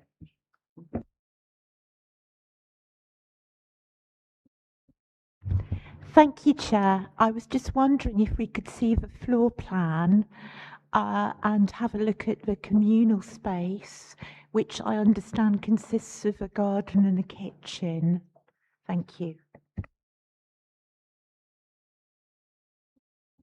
Are you happy to just talk us through that, John, and point out where the living, was it the living spaces you're interested in, Councillor Bennett? Of course, yeah. So the primary living space would be located here in the kitchen, and then there's this extension element here, a seating area.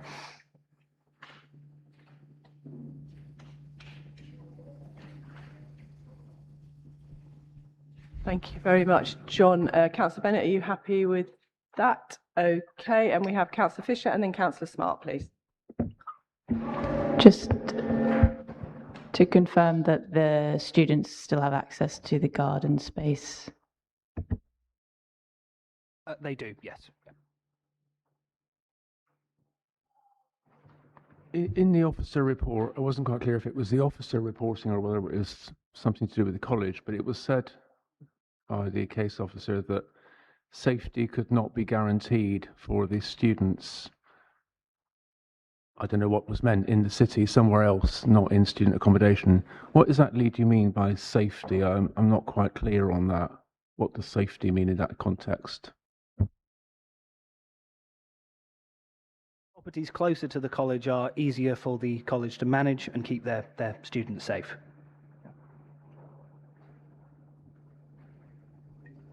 Implying the city is a dangerous place? I'm not quite clear at all. I think we might be moving towards debate with that one, so maybe hold that thought, Councillor Smart, and we'll come back to that. Any more questions of clarification? Councillor Illingworth. Thank you, Chair. In your presentation, you said that Wolfson have got long-term plans to, I assume, to build a hall of residence for students, which should presumably satisfy all their needs.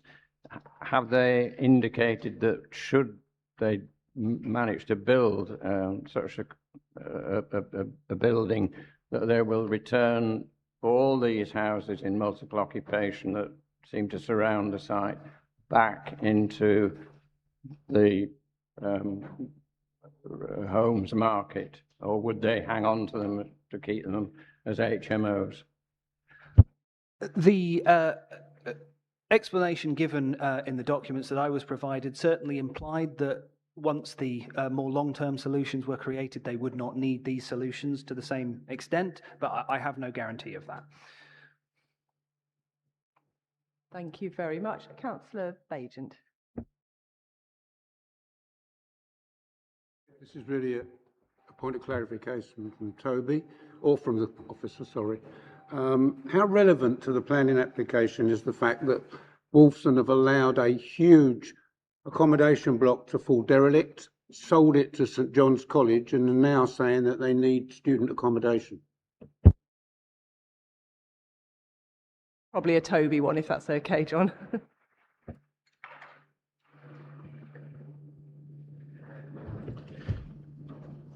I'm not familiar with that particular project that you're talking about, but I would suggest, Councillor, you deal with this application on its merits. It might be something, if the college are speaking, they're able to address directly when they speak to committee. Thank you very much. I think that is the end of questions of clarification. Thank you very much for everyone for being brief. We'll now move to public speakers. So as I mentioned, the objector has already submitted a statement, which you've all had circulated by James. So please do have a look at that. Well, I'm assuming everyone has looked at that in the image. Yes, thank you. So I'll now move to the public speaker speaking in support, who is Joanna Cheffins, I believe, who's the bursar of Wolfson College. So if you just come forward to the public speaker seat and just press the microphone, and hopefully it will go red, and you'll then get 3 minutes, and James will ding a bell when you've got 30 seconds remaining. Thank you.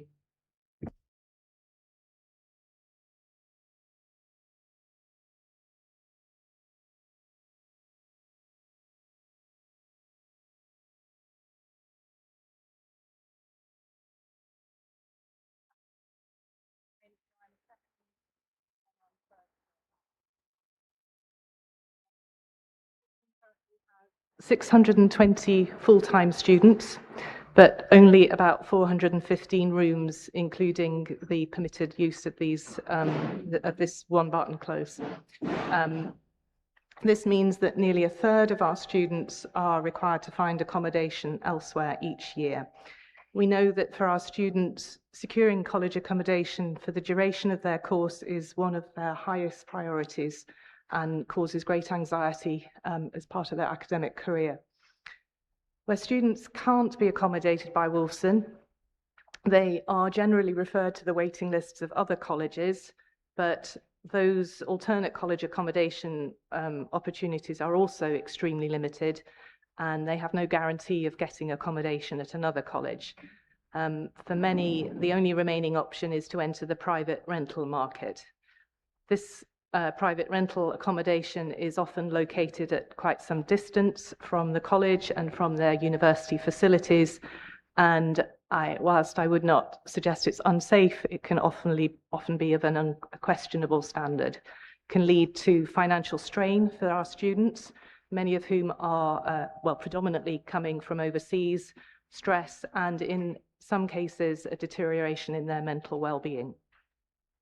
Wolfson College is progressing a long-term master plan to address this shortfall. However, it's very much dependent on funding, and in current circumstances, we think this will take several years to come to fruition. And the need for more well-located, good quality accommodation is right here and now. Turning to the proposal, as your officer explains in the committee report, the property is already owned by the college and it is in use by 6 students under the general permitted development rights. The proposal would increase occupancy by only 2 additional students. Despite its modest scale, every additional room really does make a meaningful difference in addressing our accommodation needs. We note the comments and concerns that have been made to the application. We wrote to all of our neighbours prior to submitting the application to explain our plans and to invite a discussion. We didn't get any replies to our letters. In recognition of the concerns raised by our neighbours, it is important to note that the property, 1 Barton Close, thank you, adjoins our main campus. It sits with the overall active and daily management of our campus. We're very happy to accept the proposed planning condition to formalise a management plan with you, so it's clear how this property will continue to be managed in respect of our neighbours, including a restriction to owning cars for the resident students. I'd also add that all of our students are mature, academically motivated students and are at least 21 years old. We note that in Newnham and across the city there have been concerns about HMO accommodation. Thank you. I'd ask for your support for this application. Thank you. Thank you very much for finishing so promptly. That's much appreciated. We now have Councillor Hugh Clough as Ward Councillor for Newnham, if you'd like to come to the front. And again, you have unlimited time, but obviously succinctness would be much appreciated. Thank you.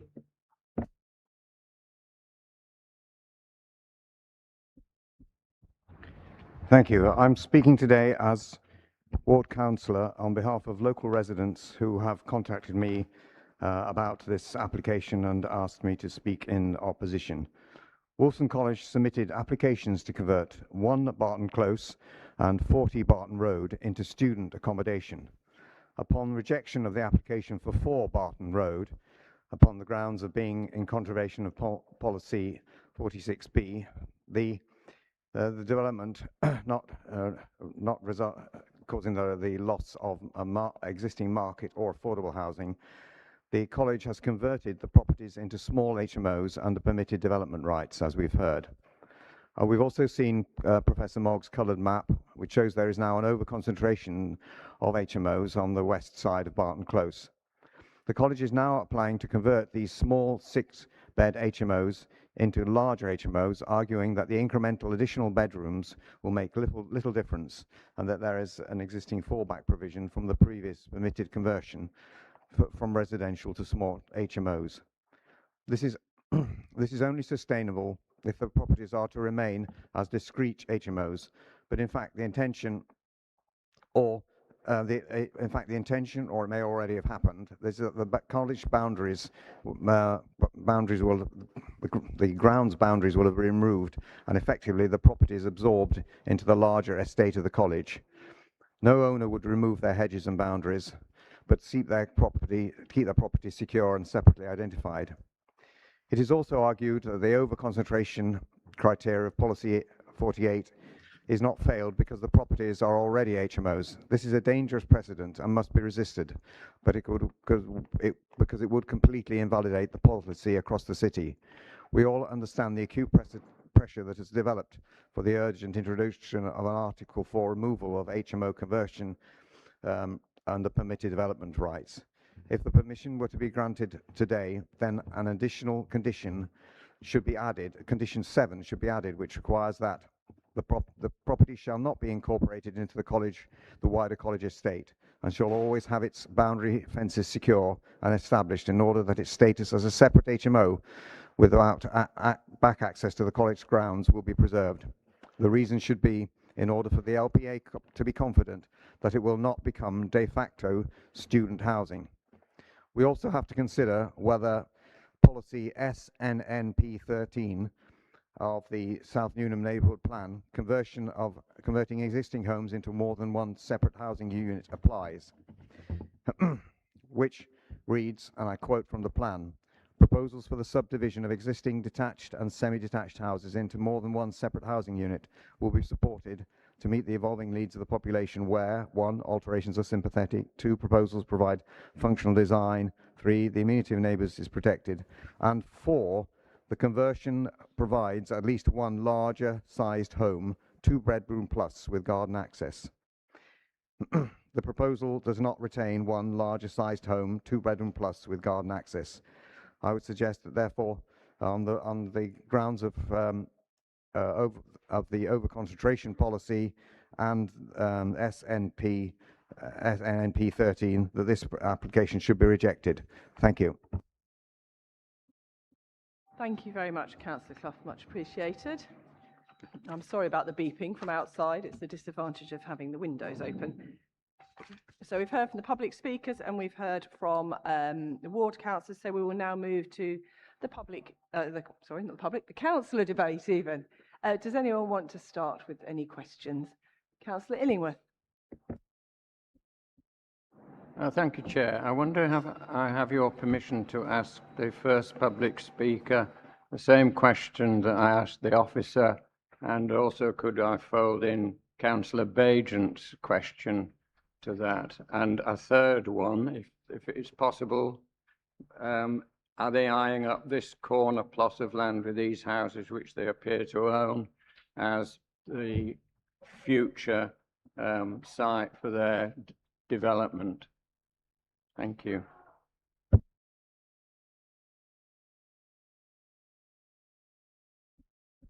not usual to go back to a speaker, Councillor Illingworth. My understanding is you were asking whether they're was it relating to the master planning? The question you asked, whether they were progressing the master planning? Because my understanding is that the speaker for the college said they were progressing it, but they didn't have funding in place at the moment, which I'm seeing some nods. Does that answer your question?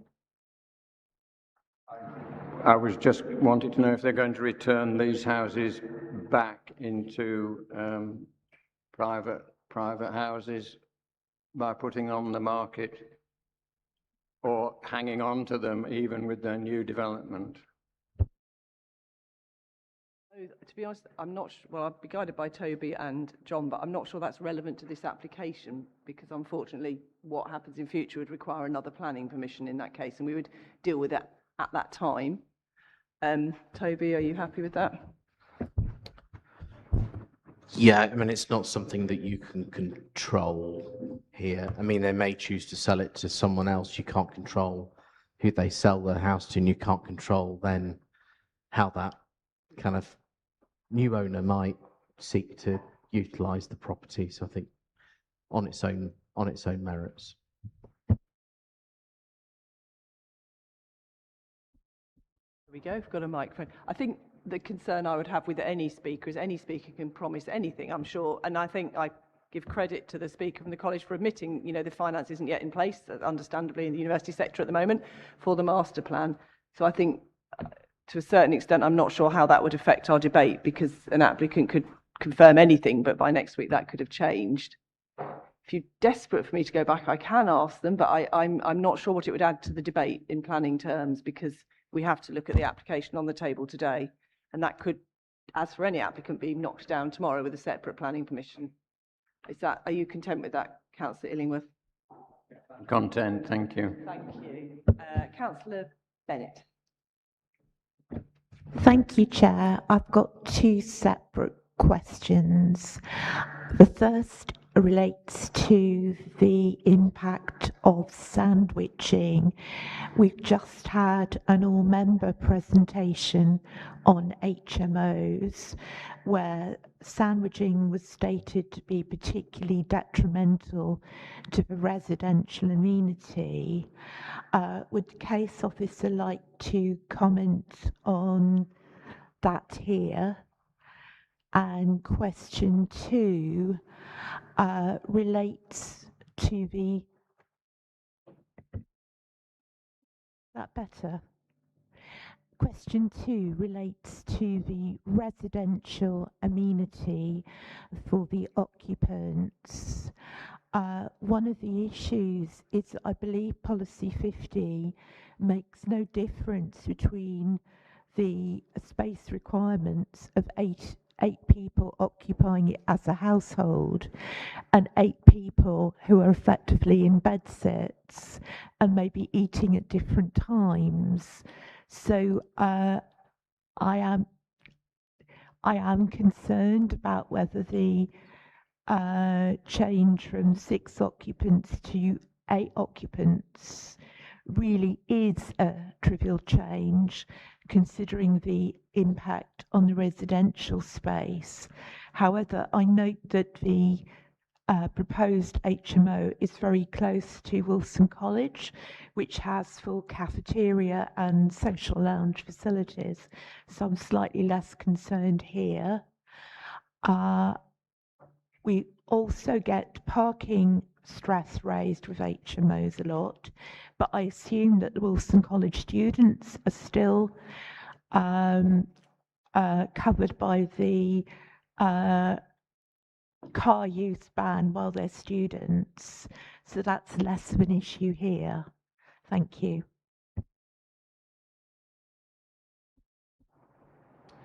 Well, regarding the sandwiching issue, the LPA does acknowledge that that does have a detrimental impact upon neighbouring amenity.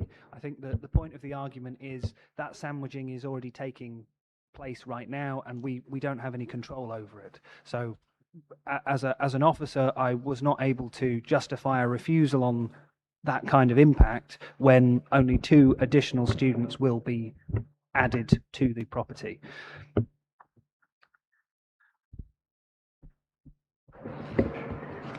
Thank you very much. Did that answer both your questions, Councillor Bennett? Or were you talking about residential amenity as well? I think Councillor Bennett mentioned residential amenity. I'm presuming that's in terms of the living space and the kitchen spaces as well as the garden, is it? You can nod if you want, the microphones are a bit tricky. It is. Sorry, I'm having trouble with my mic. Amenity, both in and out. Garden amenity space, and as far as I could tell from the drawings that I was given, the residential amenity space was sufficient for the number of people occupying that house, or would be, rather. Thank you. Councillor Bennett, did you want to come back on that one? It's that it may be perfectly acceptable to eat outdoors in this sort of weather, but there is a huge difference in the impact on the communal residential space where you have 8 singletons occupying premises who may have to prepare and eat food serially than there is for a family home. So I'm just asking whether that was considered specifically in the increase in capacity from 6 persons to 8 persons, and because there doesn't seem to be any increase in the space provided, and 8 people will take a lot longer to prepare, eat, and clear the area than 6 people. Well, I'm prepared to acknowledge that that's the case, but from the perspective of a planning officer, Policy 50 is satisfied with the conversion that they've brought forward.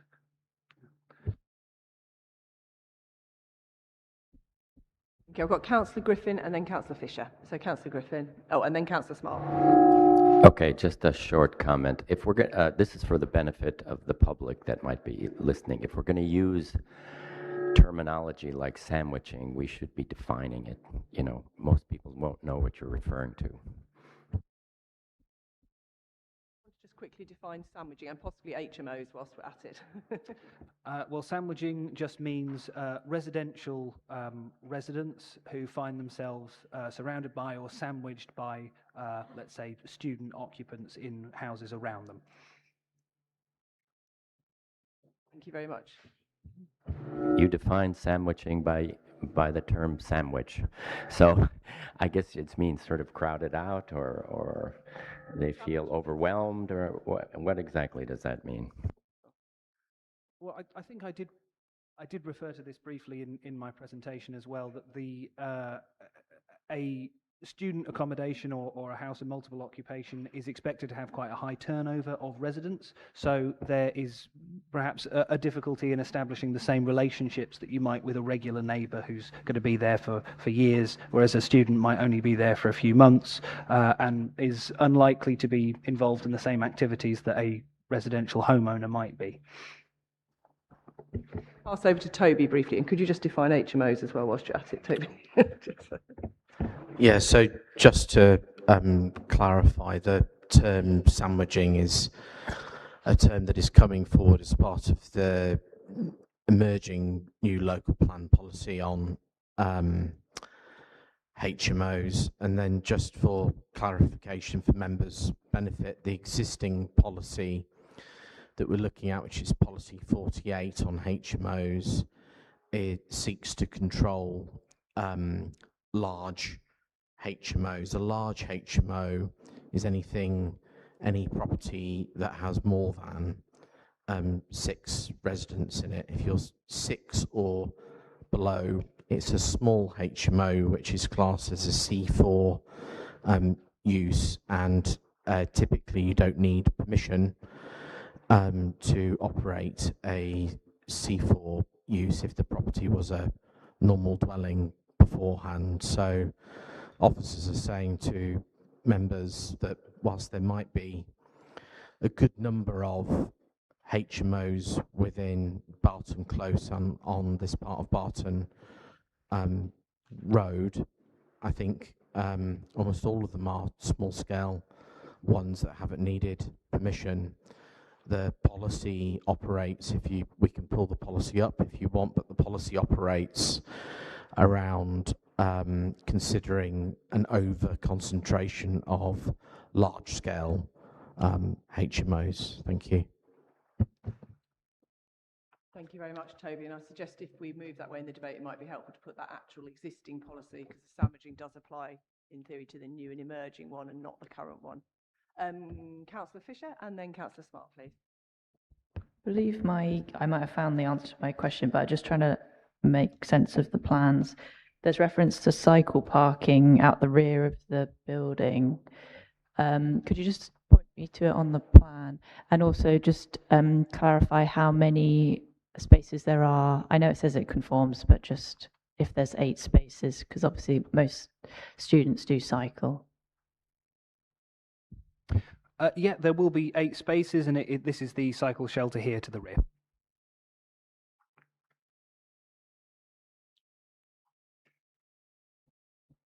Thank you. Are there any visitor spaces? Might I ask? And also just pick up, why is it at the rear and not at the front? I suppose because it's an existing building, is it?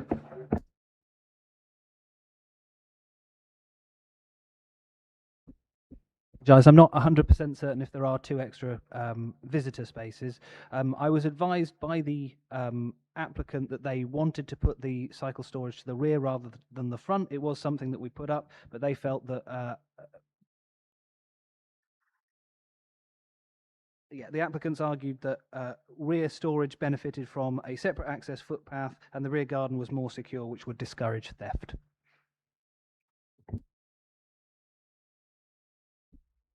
Thank you very much. If that's okay, I think I had Councillor Smart and then Councillor Bagent.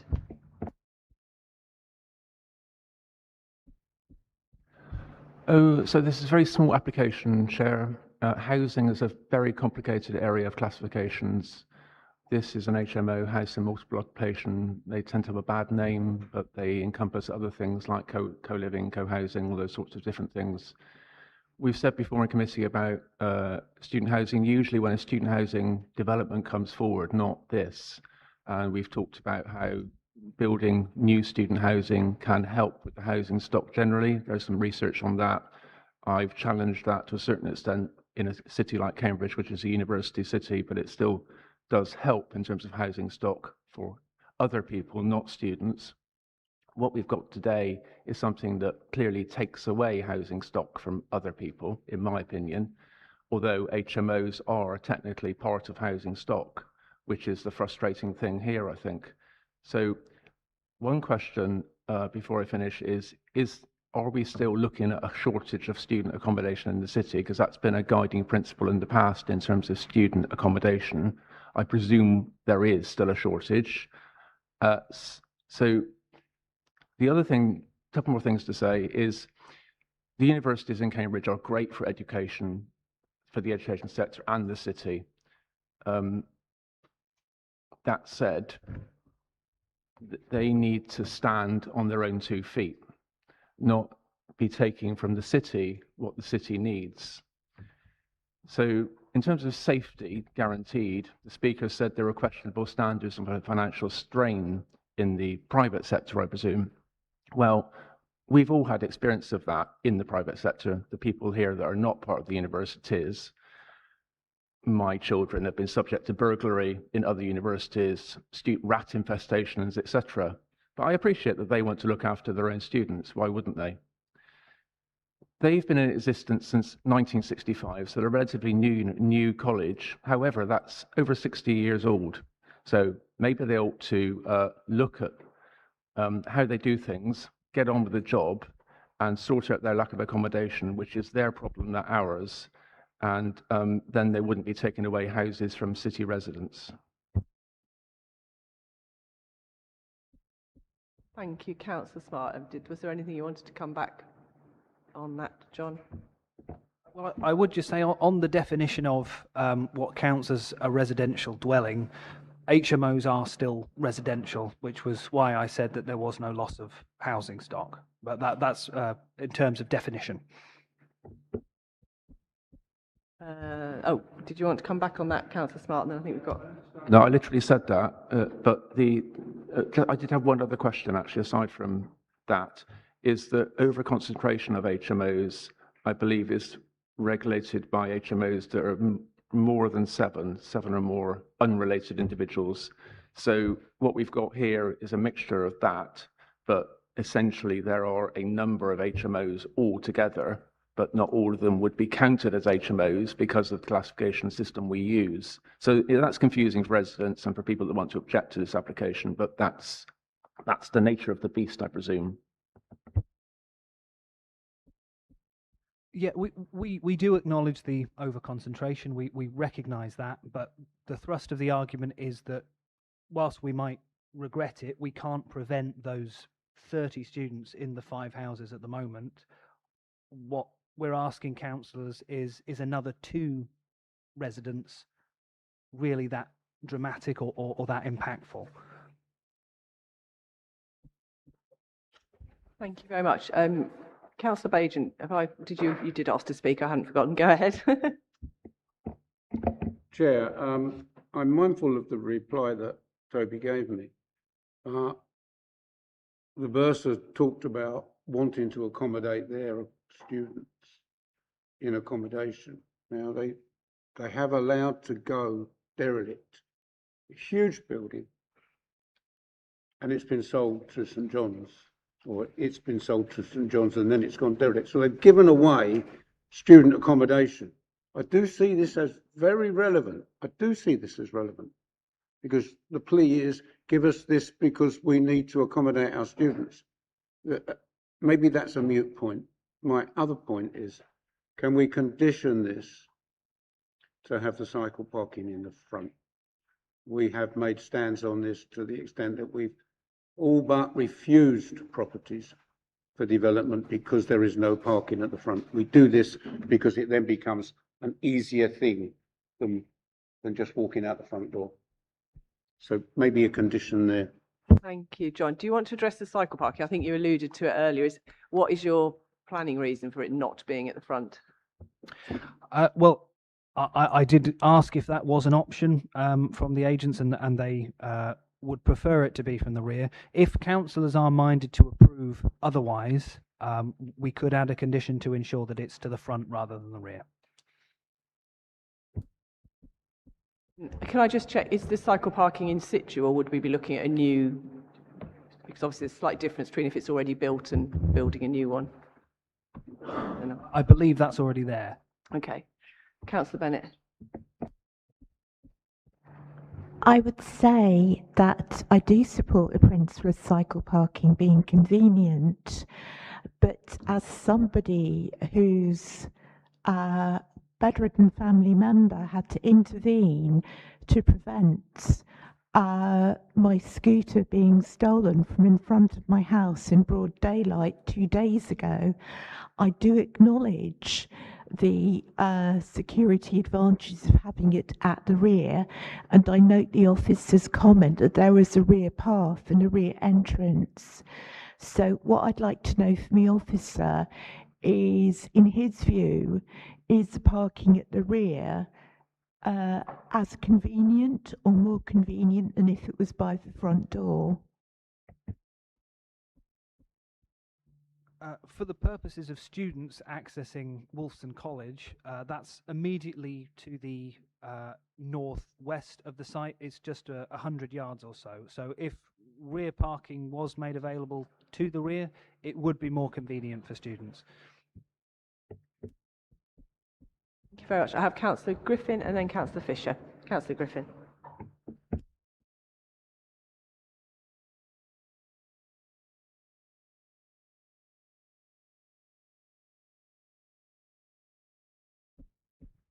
There we go. So I'm not sure if I'm conflicted on this or not. Maybe Toby can tell me. I am a member of King's College, so I have some insight into, college finance and things like that. I don't feel that I'm fettered in any way on this particular application. But what I would say about Wolfson College is that it performs a vital service in the university because it admits adult students. Many of the students are in their late 20s, early 30s, even some 40s and 50s. This is the one college that promotes continued education for adults. Okay, I think that's very important. It's important that we have a college like that, and I think I would be supportive of this application because of that. So it's up to Toby to decide if I have a conflict or not. Okay, I don't. Sorry, yeah, just through you, Chair. I think Councillor Griffin having a experience of college life through his work is fine. That's remote enough away from this application. If you worked for the actual applicant, it would be a different matter. But obviously, lots of people are going to be affiliated in some way to an extent with the university. So, thanks. Thank you very much, Rich. So we'll just note that for the minutes, please, James, that Councillor Griffin remains unfettered in his discretion. Councillor Fisher. Yeah, just a mention of a back entrance and pathway. Would you be able to just show on the screen with your cursor what the access is to the existing cycling storage? Questions are so ridiculous. Yeah.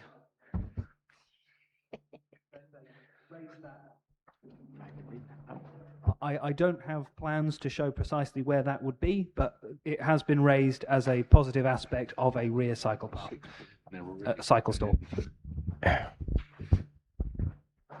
Thank you very much. Do we have any other questions? I had a question, if that's okay.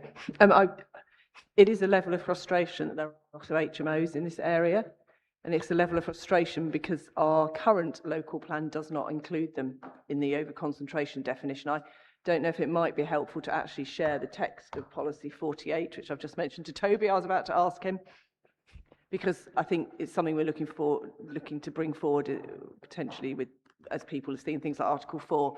But at the moment, if you read policy 48, an HMO and the overconcentration criteria only apply to the big ones, and the ones near this one are not big ones, if I've understood correctly, although I'm sure John will correct me if I'm wrong. So the issue really is just whether the 2 additional people on top of the existing. I mean, I'm a little uncomfortable with the fact that it's gone in under permitted development and now adding 2 on, but I appreciate legally that is something people are allowed to do, whether or not we're comfortable with it. But I just wonder if John or even Toby could just talk us through that policy, because that to me seems critical.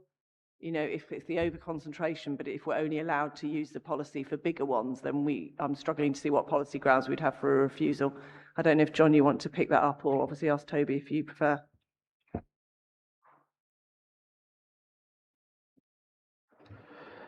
Yeah, thank you, Chair. So the policy is quite clear. It's policy 48, proposals for large houses in multiple occupation as defined by the government circular and successor documents will be supported where the proposal does not create an overconcentration of such a use in the local area or cause harm to residential amenities. So such a use is a large house in multiple occupation, which is over 6 residents. In fact, the policy is quite helpful in setting out what is a small HMO, which is C4, which I explained earlier, which is permitted development, and a larger HMO seeks to control effectively what someone needs to apply for permission for, as opposed to looking at the broader picture of combined small and larger HMOs. Thank you. Thank you, Toby. That's, yeah, the sui generis category basically means more than 6 people. And that's where I'm sitting at the moment. It's difficult. The overconcentration is a real concern, but the policy doesn't cover the smaller ones.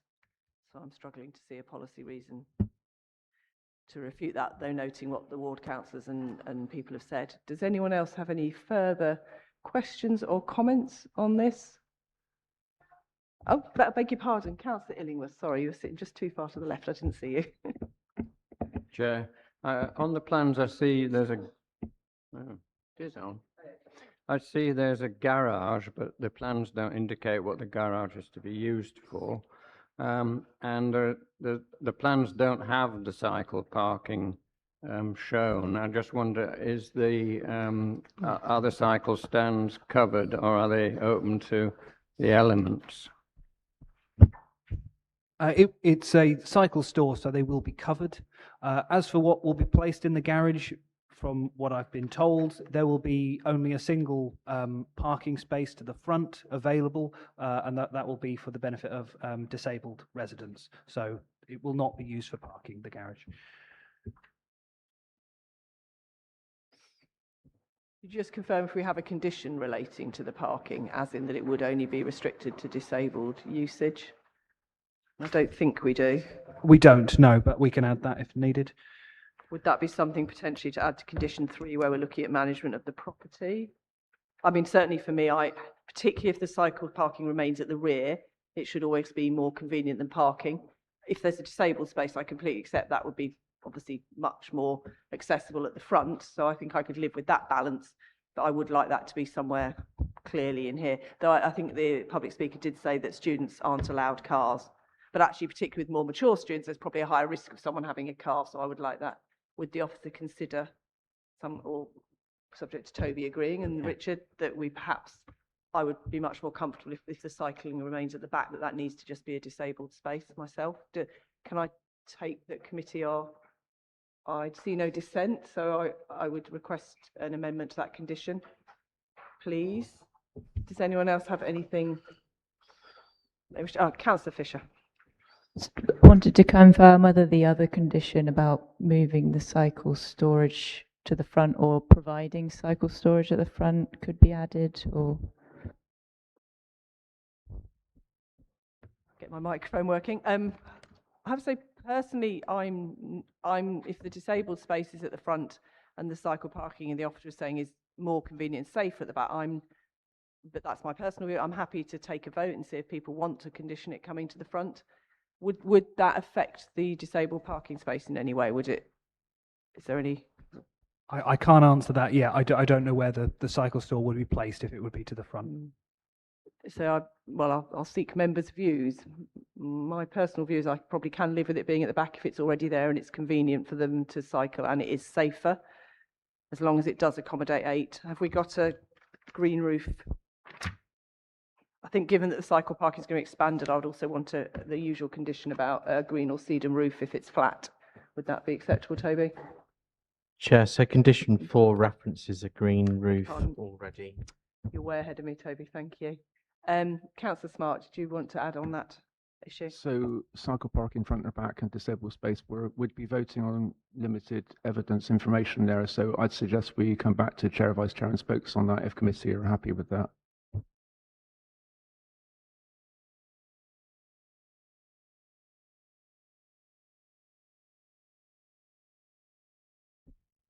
Chair, this is a large detached property with a lot of space around it.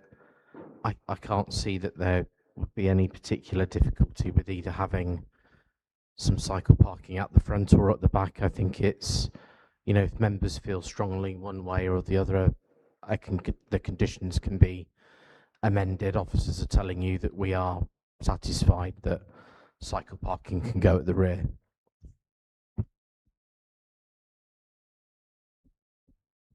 Finally again. So do members wish to take a vote on that, which would be, in effect, adding a condition to put the cycle parking at the front, subject to there obviously being space. If there were problems with that, I think, as Councillor Smart rightly said, it would come back to Chair, Vice Chair and Spokes if that turned out not to be possible for any reason, and we might need to revert. So can I ask for those in favour of an additional condition which would be drafted by officers with delegated authority to move the cycle parking to the front of the... Be clear that it doesn't need to be moved, but just that provision is provided, because I wouldn't want to see demolition of existing cycle parking, but if you can just put a couple of spaces at the front, I think that would be okay. So we've got a proposal for smaller cycle parking. Just some provision at the front. I'm happy to leave it to officers. Would you be comfortable with a condition that asks? So I'm thinking, as you say, we want to make sure it fits. So potentially just some form of covered cycle parking at the front, but not necessarily all 8. I think we're getting slightly more complicated with this condition, I do appreciate, but equally I don't want to put it in the front if it's blocking your space. Did you want to say anything else, Councillor Fisher? Just that I've gone on the Google Street View and it's got an updated picture from April 2026, and it appears that there's a large amount of open space at the front that could be used for cycle storage. So Councillor Fisher's just showing us a Google Map image which suggests that there is some space. I don't think we'll probably be able to get that on the camera, sadly, but it is indicating that there probably would be space at the front were we to wish to do this. Councillor Bagent? Chair, I think this is relatively easy. We need to treat everybody the same.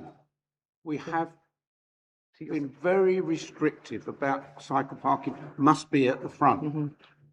And whilst there might be lots of reasons why it could be at the back, students don't only go to the college, they go into the shops as well. And so I think that on the basis of fairness, this is such a small point.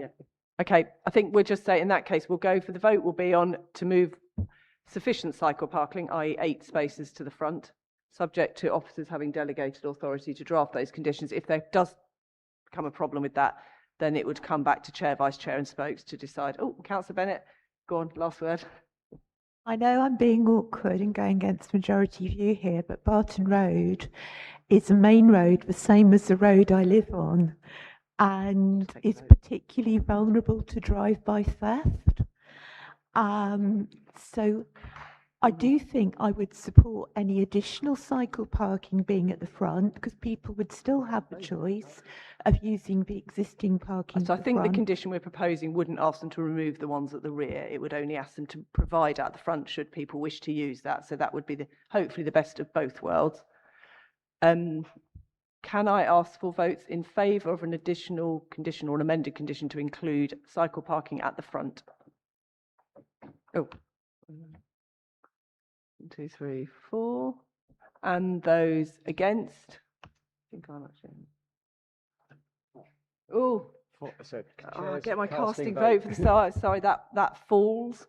Having said that, that doesn't stop the college considering it for themselves, should they wish to do that, because I think it is a sensible idea. But I think in planning terms, I'm satisfied that the officer has provided enough information to justify them being at the rear, as long as it does accommodate 8.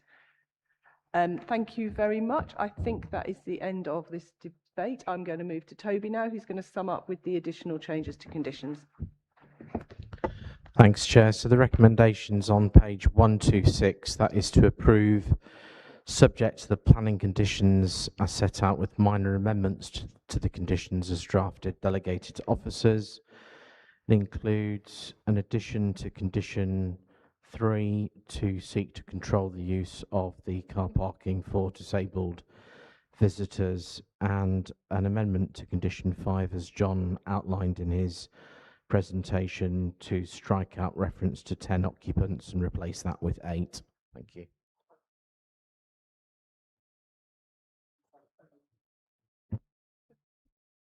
Thank you very much, Toby. Can I ask for votes in favour of the officer recommendation to approve subject to the conditions Toby's read out?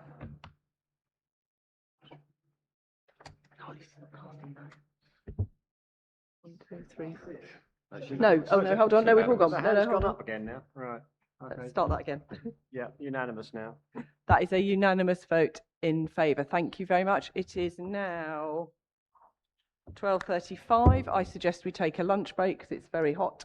Can we come back at 1:30 very promptly, please? I'm giving slightly more than 45 minutes because I am mindful it's quite suffocating in this room. But yeah, if everyone can be back before 1:30, we will start sharp at 1:30. Could we?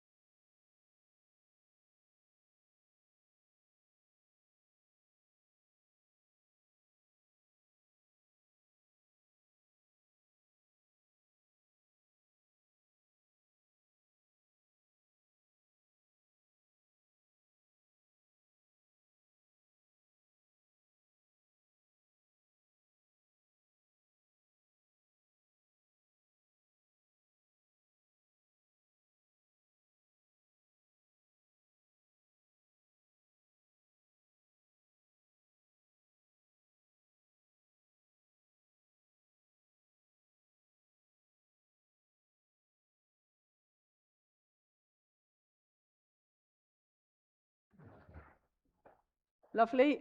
I think we are live now. Welcome back to this morning and this afternoon's Planning Committee on Wednesday, the 1st of July, 2026. My name is Councillor Katie Porrer and I'm the chair of this committee.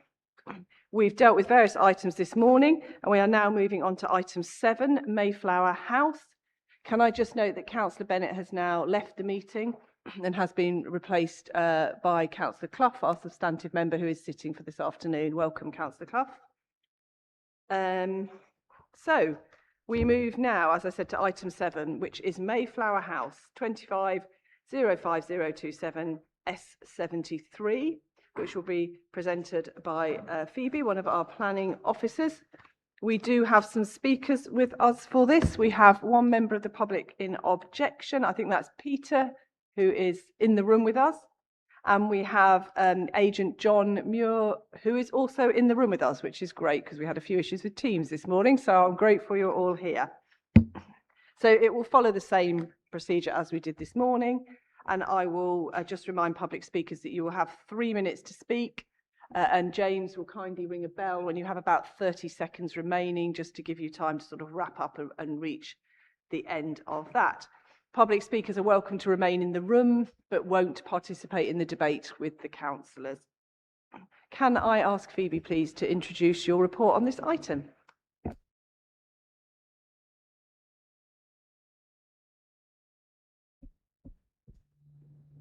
Thank you, Chair.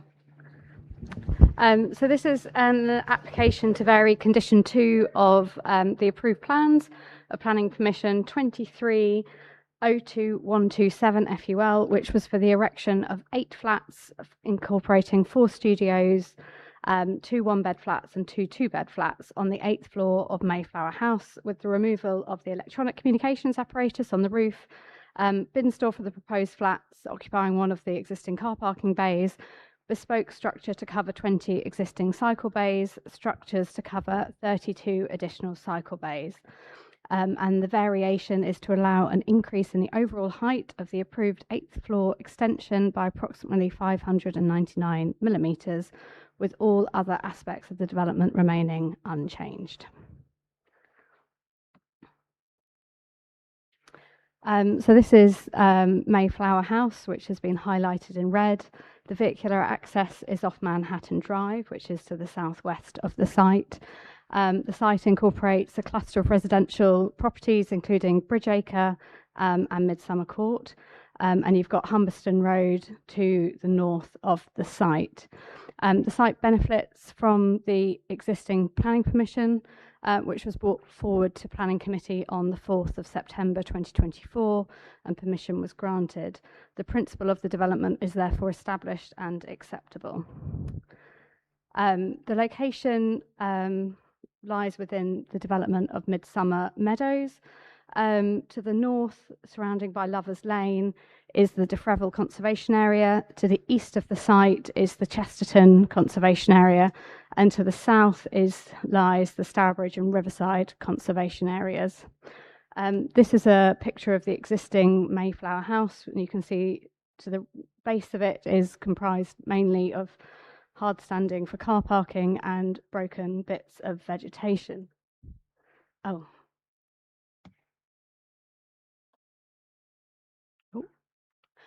Sorry, I don't know why there's a delay on the system.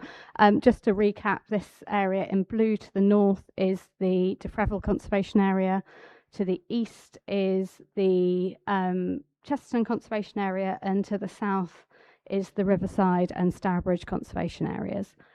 This is the picture of the existing building of Mayflower House, and this is the building here on the site at the current time. So this is the existing elevation of Mayflower House, which is present with the telecommunications on the roof, along with plant and apparatus. And this is the approved north elevation that was permitted, which shows the 8th floor that was granted planning permission. This is the approved south elevation. And coming up is the approved west and east elevations that were granted planning permission previously. These are the existing, this is the existing viewpoint taken from Elizabeth Way Bridge, and this was the granted planning permission showing the 8th story of the building. So with the addition of the approximately 600 millimetres, it would raise the height of the overall building from 21.9 metres to 22.5 metres in height. The applicant has provided documentation for planning and construction statement, which sets out the requirements for the works, including compliance with building safety regulator regime and Gateway 2 requirements, that these were brought in subsequent to the permission of the original application being submitted to the council. Overall, officers have concluded that the increase in height is likely to be minor and would not significantly increase the height, resulting in visual harm upon the character and appearance of the local area, nor the setting and adjacent nearby conservation areas. Here are some details regarding, you can just see, sorry it's not clear, the dotted red line which runs along the top here. This is the approved building height, and you can see the increase of 599 millimetres to create the new overall height of the building. This is the proposed south elevation in here, and the proposed west and east elevations, and the dotted red line showing the approved heights are shown on these plans. The application has been, a daylight and sunlight assessment has been submitted with the revised application, which provides a new assessment for the additional increase in height. The daylight and sunlight assessment demonstrates there would be very minimal change to the results found within the original daylight and sunlight assessment in respect to overshadowing of the garden areas. This is the shadow map that has been proposed. The grey area shown is the existing shadow from Mayflower House. The red area, which is just being highlighted here on the March picture, is the approved, and then the purple line, which is probably most visible on the 21st of December here, is the additional 599 millimetre shadow map increase. Sorry, it's not particularly clear on from the distances. The shadow maps illustrate there is going to be a minimal amount of additional overshadowing caused by the height increase throughout the year. The extent of the overshadowing during the spring and autumn would only marginally encroach into the rear end of the gardens, serving the properties along Humberston Road. The amount of overshadowing during the summer does not extend into the gardens, and during the winter months, the existing Mayflower House building already overshadows a significant portion of the gardens and dwellings, and the additional overshadowing is not considered to be significant. It's noted that the BRE guidance for overshadowing of gardens recommends that at least half of the garden should receive at least 2 hours of direct sunlight on March the 21st. And as shown on this, over half of the gardens would not be impacted. Concerns have been raised by residents regarding overbearing and overlooking. As with the original application, the northern balconies had obscure glass to prevent overlooking. This has been conditioned to be reattached on by condition. Concerns regarding construction noise has also been raised from existing residents. The conditions that were attached have been reattached, or some of them have been discharged already, and these have been reworded to compliance conditions on the application. In terms of the planning balance, it's considered that the proposal would not result in visual impact on the setting of the nearby conservation area or locality. The submitted daylight and sunlight impact assessment demonstrates that the additional overshadowing would be minimal when compared to the extant permission and would not result in harm upon neighbouring properties. And overall, the officer's recommendation is for approval subject to conditions. Thank you very much. Thank you very much, Phoebe. Could I just note before, as a declaration of interest, the objector did mention that he knows a member of my family, but I didn't know that until he mentioned it, and we've had no discussion, so I remain unfettered, just so that's on the public record. We now move to questions of clarification. Again, brief, factual, and relating to the officer's presentation, please. Does anyone have anything they wish to check? Oh, I have one, actually, just to add to it. Could you just confirm the height with the aerials on it? Because my understanding is the 5G masts will be coming off. How does that compare to the newly proposed height? Maybe not now, but in the presentation. Okay. And Councillor Clough? Yes, I thank you very much for the presentation and showing the areas in red, which I think are the additional overshadowing. I wonder if it would be, I would quite like to see those again, because I wanted to make sure that I understood exactly where the Humberston Road houses are, because my reading of it was that it wasn't impacting on any windows, it was principally impacting on gardens. So I just wanted to make sure that I and obviously other members of the committee have fully understood that those two overviews, that overview. Thank you. Thank you, Phoebe. Are you able to deal with those? Yes, just 1 second.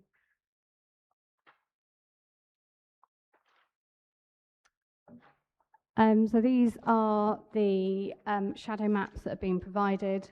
So this is taken at the spring equinox on the 21st of March at midday. And so this is the line of the current shadow line that's sort of... Phoebe, are you able to zoom in at all, just like on the screen? Then we could see them one by one, because it's slightly harder to see the lines. I'll have a Sorry. look quickly. Just 1 second.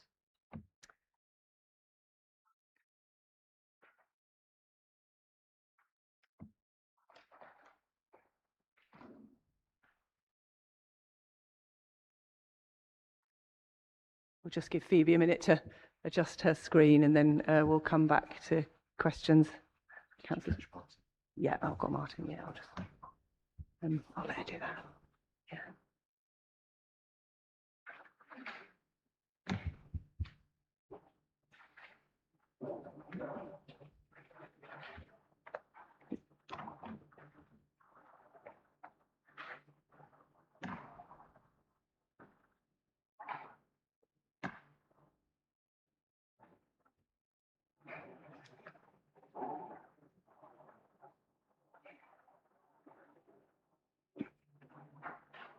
We'll just let Phoebe do that. Sorry, the IT as ever is a bit slow. Oh, fantastic.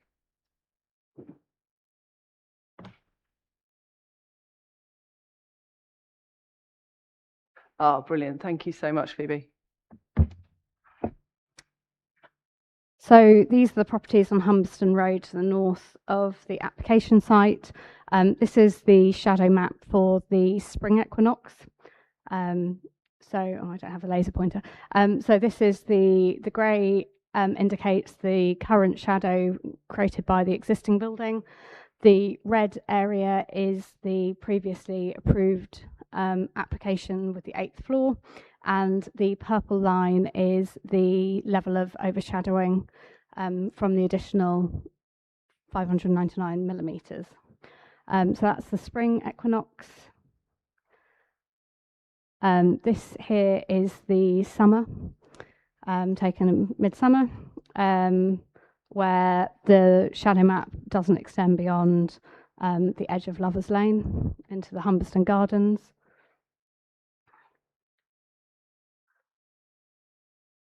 Oh, sorry.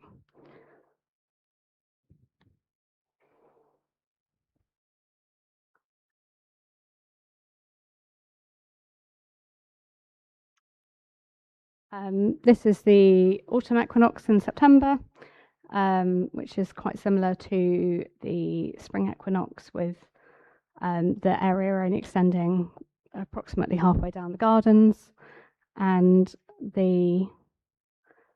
this is the December equinox, with the shadow line already extending sort of beyond the Humberstone housing properties, which are along here, and this would be the additional level of overshadowing. Thank you very much.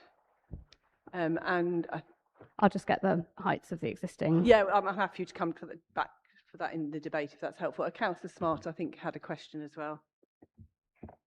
Just to do with that, so I think I've had it explained now. I was just questioning, like Councillor Clough, where exactly Humberstone Road was, and I can see now that the objections state that the BRE sunlight and daylight would affect them, but it appears not.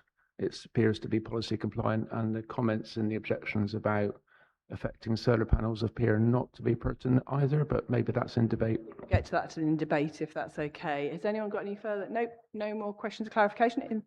Councillor Clough.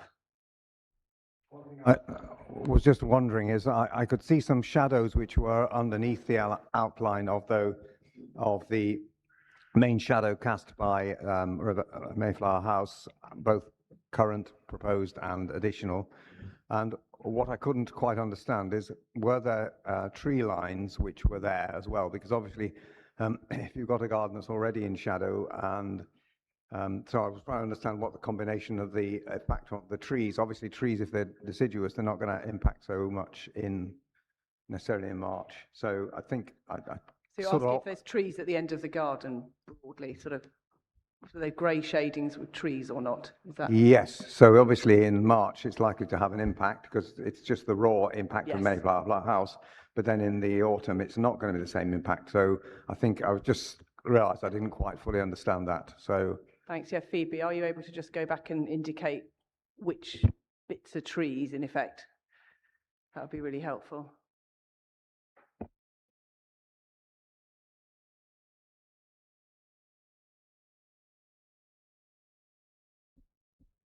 So there is a line of trees on the edge of the site in Lovers Lane, and they have been indicated on the plan, on the shadow map. But given the height of the building, it's taller than the surrounding trees. So the shadows created by the building would be longer than the trees.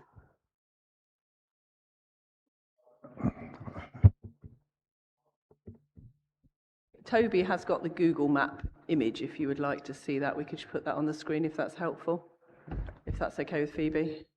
yes, I was really trying to establish what the tree line and the base of the Humberstone. Oh, that's quite interesting. Thank you. This is Humberstone Road here.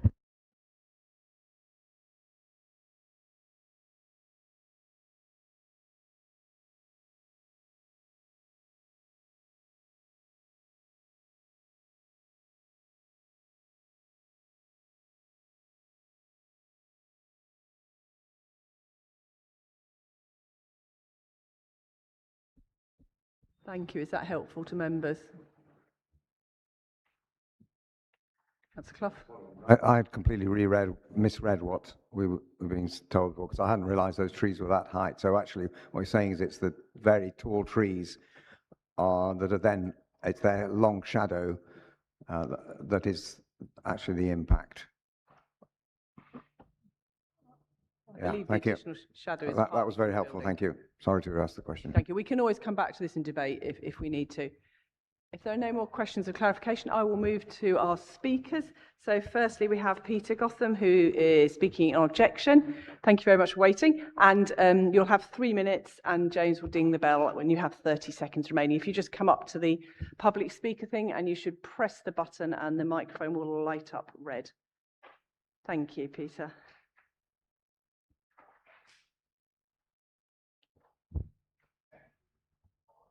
Is that on? Oh yeah, just try again. There you go. Perfect.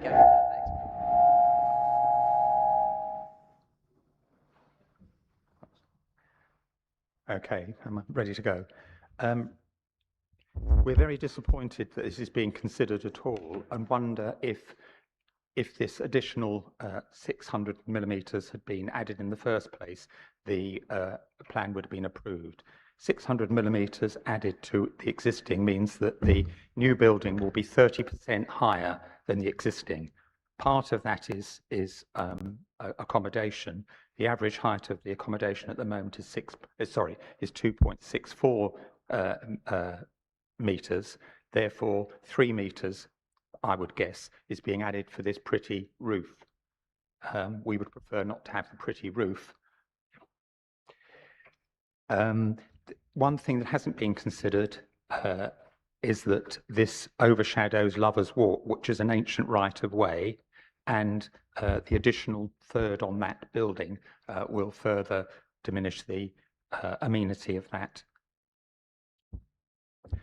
We consider this is not just a minor amendment under section 73, but that sections 55, 57 and 60 of the local plan should have been considered.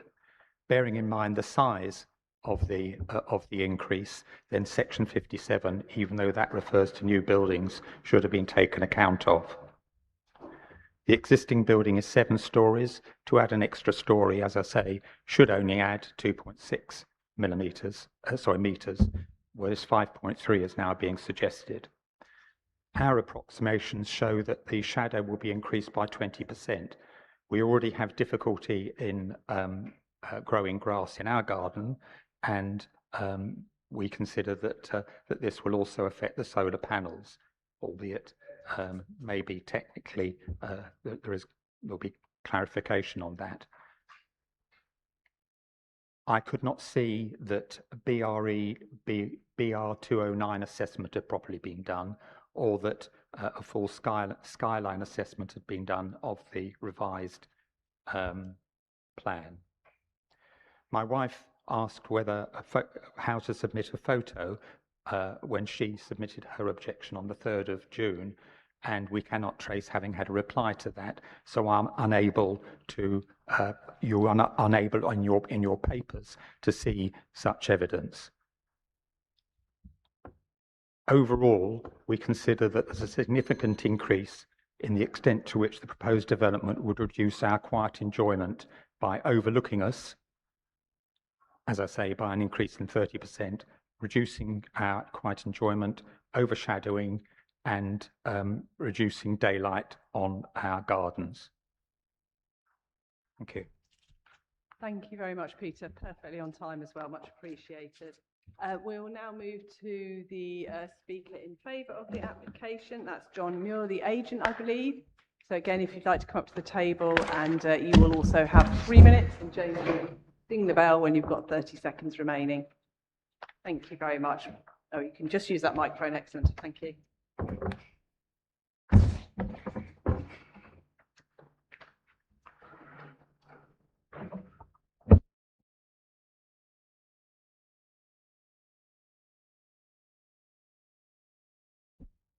Yeah, sorry, just have another go with the microphone. It doesn't seem to be on. Is it on? Try again. There we go. Sorry, okay. I'm having the same problem. Chair, members of the committee, my name is John Muir and I'm the architect for this project. The application concerns a single technical amendment to an already approved development. The principle of the development, the number of homes, the approved floor area, the design, and the overall appearance have already been established through the grant of planning permission and the subsequent appeal process. The only issue before you today is a modest increase in height of just under 60 centimetres. This application does not seek additional homes, additional floor space, or a larger building. It simply provides the construction depth needed to deliver the development that has already been approved. As the project has progressed from planning design into coordinated technical design, it has become necessary to accommodate within the approved scheme the structural build-up of coordinated services, fire separation, roof insulation, construction tolerances, and future maintenance requirements of a compliant, modern 8-storey apartment building. The different increases at floor and roof level simply reflect 2 different construction zones performing different technical functions. Together, they account for the overall increase in height. Without the modest adjustment, the approved scheme cannot be delivered in accordance with current building safety and construction requirements. The amendment gives rise to no material planning harm. Updated shadow modelling has compared the existing building, the approved scheme, and this proposal. The evidence demonstrates that the additional 599 millimetres results in only negligible and generally imperceptible differences in shadowing, with no material impact on neighbouring gardens, residential amenity, or the performance of adjacent solar panels. The proposal also does not materially alter the approved building scale, massing, or relationship with its surroundings. This amendment improves the building's environmental performance. It provides additional non-combustible roof insulation and facilitates the approved air source heat pump strategy, resulting in a more sustainable building than the one originally approved. Members, you are not being asked to approve a larger development. You are simply being asked to allow an already approved development to be built safely, sustainably, and in accordance with modern building standards without causing any material additional planning harm. Thank you, Chair. Thank you very much to the speakers.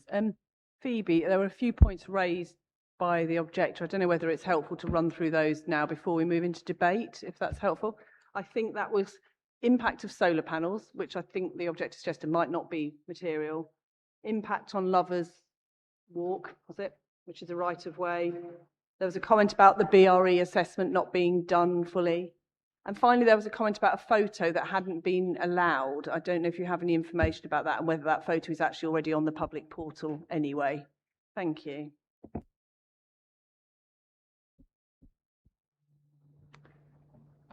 I'll run through some of these.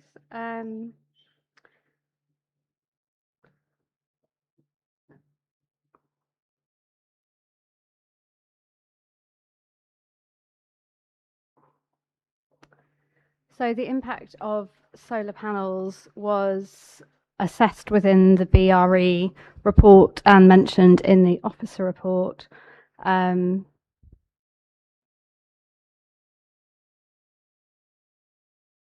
So this is a part that's been taken directly from the daylight and sunlight assessment for the revised scheme. The assessment has been sort of set out that during winter months, when the shadows are longer due to the lower sun angle, the existing building already contributes to the prevailing shadowing condition at times when solar irradiance is comparatively reduced, set against the existing pattern of overshadowing. The effect of the proposed development on neighbouring solar panels is considered to be negligible. This is where officers have taken this from. The BRE guidance within the report has assessed the vertical sky component, taken the closest window on Humberston Road, which is, sorry, I'll share this.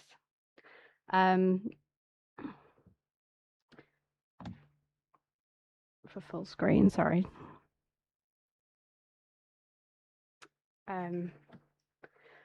So the vertical sky component at the closest window of Humberston Road has been assessed within the report.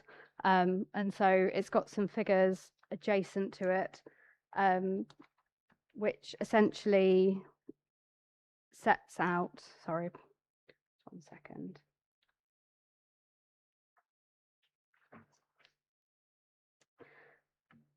That the fraction of the former value of approximate vertical sky component doesn't drop below 80, 0.8. If it drops below 0.8, that's when a full assessment is required to be undertaken. Given that it hasn't dropped below that figure, it's why only this window has been taken and the rest are considered to be satisfactory. So that's sort of where the BRE is. The BRE assessment has been reviewed by officers and they do not consider that it is unsatisfactory.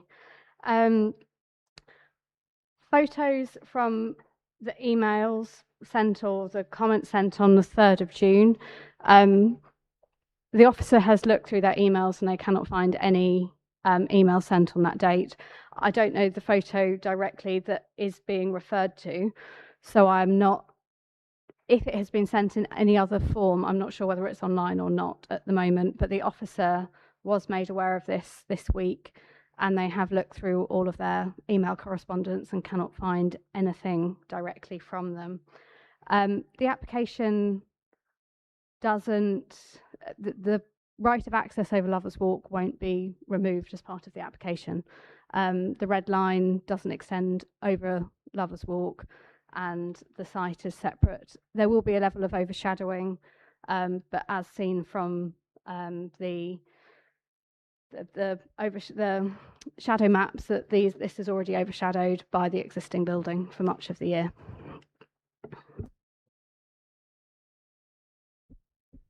Get my microphone to work. Thank you so much, Phoebe. That's just really helpful. So we'll now move to the debate. So I have, Cora, I beg your pardon, Phoebe. Sorry, I just forgot. The existing building with the plant and the telecommunication masts. With the masts, it measures 24.8 metres. The plant level was 22.5 metres, and the original building height was 18.86 metres in height. So there are the different, if I just bring up the original for clarification. So the original building height taken to the top of the building as such is 18.6 metres in height.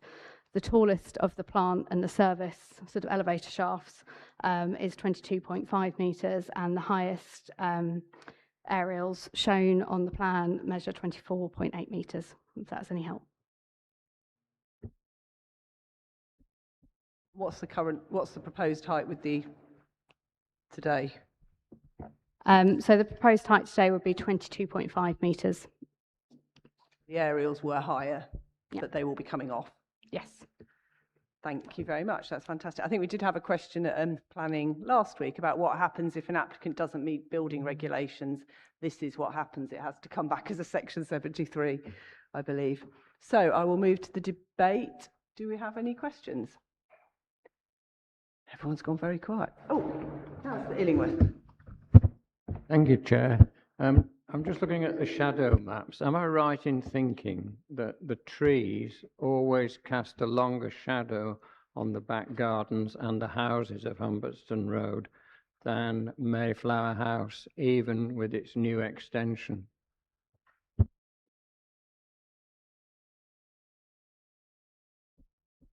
ahead, Phoebe. So taken at the spring and sort of autumn equinoxes, the tree shadow would extend beyond the shadow of the building. In summer, it would be the same, but in winter, the building would overshadow the tree line due to the angle of the sun. Just to provide some helpful balance, the tree overshadowing is difficult to model, and often you'll get light permeating through and between branches, and of course in winter time there'll be more permeation because there is less tree leaf. So I just thought just to provide some balance, Councillor, in terms of that answer.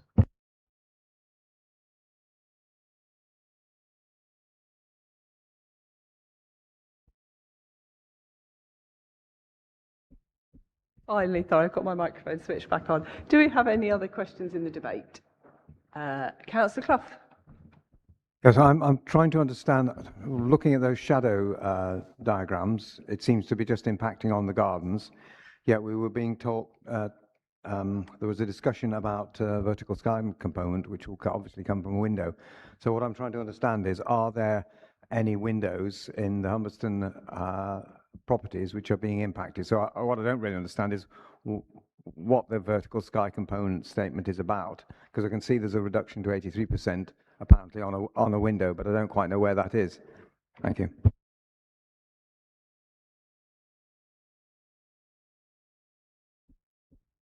Go ahead, Phoebe. I'm swapping microphones.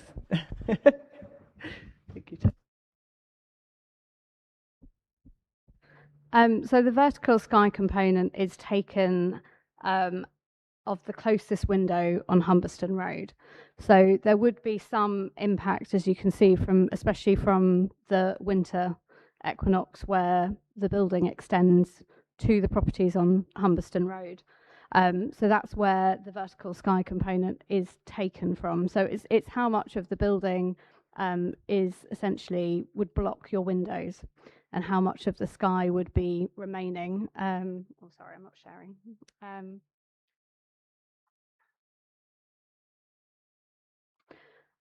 So this is the amount of visible sky remaining.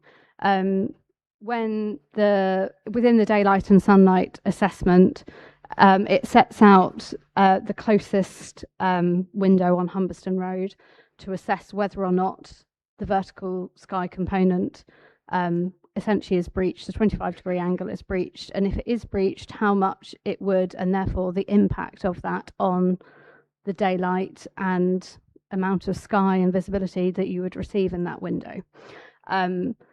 The fraction value that would essentially require a full assessment to be undertaken is if the fraction of the former value is lower than 0.8, because the window, the closest window to the scheme drops to 8.3, it's over the level, and therefore it's considered to be negligible, the impact on the windows on Humberston Road.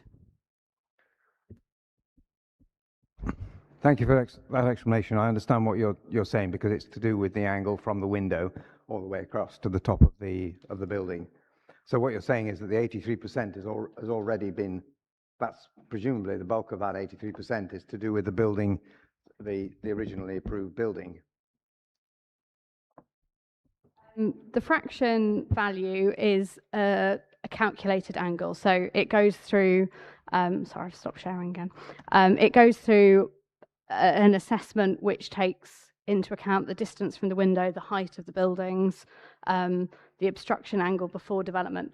So the fraction isn't the percentage of sky that remains visible, but it is the amount that would then trigger a full vertical sky component assessment on all of the windows. So it's within the BRE guidance of how to calculate the harm caused by the loss of VSC. So the fraction value isn't the percentage of sky remaining, but it is the point where a full assessment would be required to be undertaken in regards to potentially overbearing and loss of light to those habitable rooms.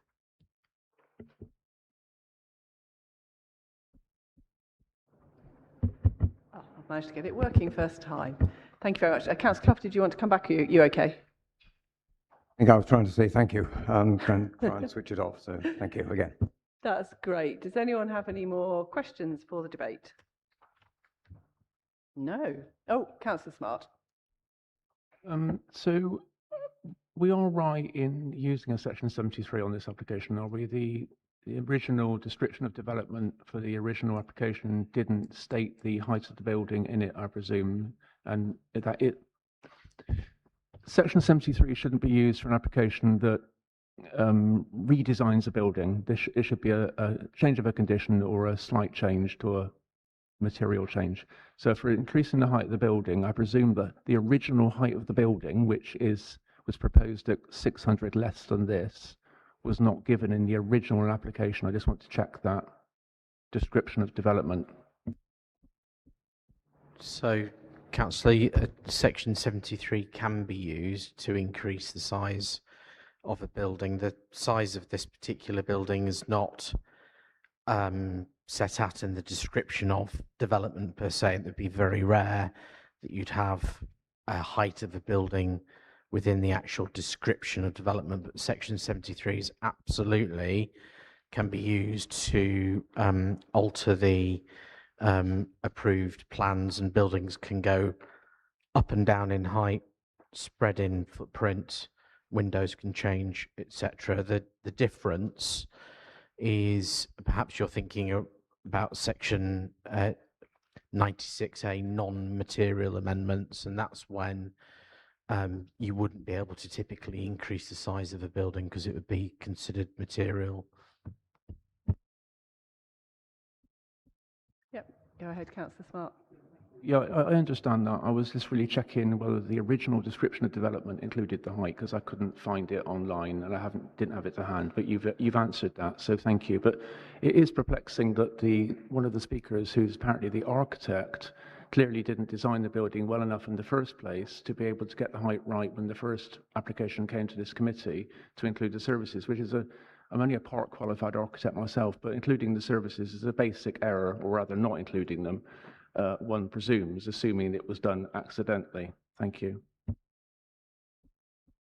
Thank you, Councillor Smart. Yes, I think paragraph 1.3 points out that this came back because it was for maintenance and servicing needs, drainage, service distribution and structural engineering, which again, it's a shame that wasn't taken account of in the previous discussion. Do I see any more? Any more for any more? No, I don't. Toby, can I ask you please to sum up the recommendation? So the recommendation is set out on page 147. That is to approve, subject to the planning conditions and informatives as set out in section 19 of this report, with delegated authority to officers to carry through amendments to those conditions and informatives, including additional revised conditions as appropriate and necessary prior to the issuing of the planning permission.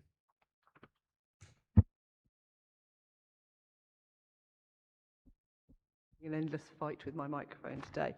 Okay, so the officer recommendation is approval.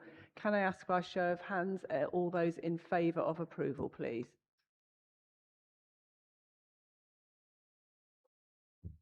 Unanimous. That's unanimous. There's no abstentions and nobody going against. Thank you very much. Thank you to the speakers for that item. Would members like a break, or are they happy to continue to the next couple of items? We're happy to continue. Okay. That is great. So as members will remember, we deferred a couple of issues from last time. The first of which is the Greater Cambridge Shared Planning Service Committee review, which was put together by officers, particularly Rebecca Smith, and which Toby, I think, is speaking to today. This has already come to the Joint Development Management Committee, so some of us will have already seen this, I appreciate. So I'm sure we've probably already made some of our views heard, so hopefully we can give the floor to those who haven't seen it before initially. So Toby, would you like to make an introduction? Thanks, Chair. So this report presents the 12-month review of the scheme of delegation changes that were implemented last year. The aim was to improve efficiency, consistency, and ensure committee focuses on the more complex applications. What was changed? We introduced a single shared scheme of delegation across all three committees. We aligned the criteria for when applications go to committee, and we introduced delegation panels as a filtering stage to the city and to JDMC. And public speaking and member guidance was updated. So after 12 months, there were fewer applications at committee. For the city committee, the number of applications reduced from 87 to 47. For South Cambs, it reduced slightly from 38 to 34, and JDMC from 18 to 10. So that demonstrates that the volume has been reduced. In terms of committee time, overall meeting time has gone down, but the time spent per application has increased. So for the city, the time per application has increased from 53 minutes to 73 minutes per item. For South Cams, that's gone from 50 to 61 minutes, and for JDMC, it's decreased slightly from 113 minutes to 107 minutes per item. In terms of delegation panels, they're reported as generally working well. JDMC has introduced a delegation panel, but that's been used on a very limited basis. For uptake for South Cams, there's an uptake in the number of cases being referred to delegation panel. And the majority of cases for South Cams, I think, are resolved without it going to committee. For the city, around 62% of all items that come to delegation panel are then referred on. Panel is generally thought as to be filtering out routine cases to kind of free up time for the more contentious strategic decisions. So kind of overall, the changes are working as intended. There are fewer cases at committee, which gives more focused time on the complex applications, and it's a more effective use of member and officer time. So members are asked to note the report, agree no changes to the scheme of delegation, but also to note the now published national reforms, and there's some text in the report before you that gives you a flavour of what is coming from government later this year. And we will be bringing a further report on the national scheme of delegation at some point in the summer months. So the recommendation is set out at para 2.1. It's to note the contents of the report, to confirm no changes to be made to the scheme of delegation of May last year, and to note the potential for regulations to mandate a national scheme of delegation for planning decisions. And I should say the national scheme of delegation is not far removed from the scheme of delegation that we currently have in operation. Thank you, Chair. There we go. Thank you very much, Toby, and also to Rebecca as well, who I know have worked together on this report. Does anyone have any comments, questions, queries to ask on this one? Councillor Clough. Yes, I have a number of concerns about the delegation panel process as operating at the moment. First of all, the timescale on which the notification to prepare yourself and attend a delegation panel is very, very tight. It's it comes out on something like the Wednesday or the Tuesday or Wednesday, and you've then got to supposedly put in your responses by noon on Friday. This is very tight. It's very onerous, and we've certainly in Newnham goofed up and missed one critical one early on in the process. So if that could be extended, so that there's at least, the reality is that, sometimes you need, a couple of ward members say, oh, hang on, did we see that, and focus on it. So I would say that's a problem. I also, I think the large reduction in number of coming forward in the city may reflect the fact that people just don't understand the process, and I think there's, it contributes to a sense of sort of, perhaps a growing sense of concern about openness in the planning system. And there's one other thing which sort of does concern me, is that in fact the delegation panel discussions are an opaque committee discussion. So I'm just wondering whether they could be made open, not in terms of contribution, but in terms of listening to those who are who have got an interest and have submitted and asked something to come through the delegation panel. So those are my thoughts. Thank you.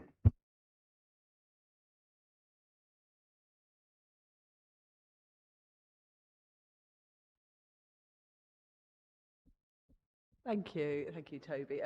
Would you like to come back on some of those, Toby? Do you have any comments?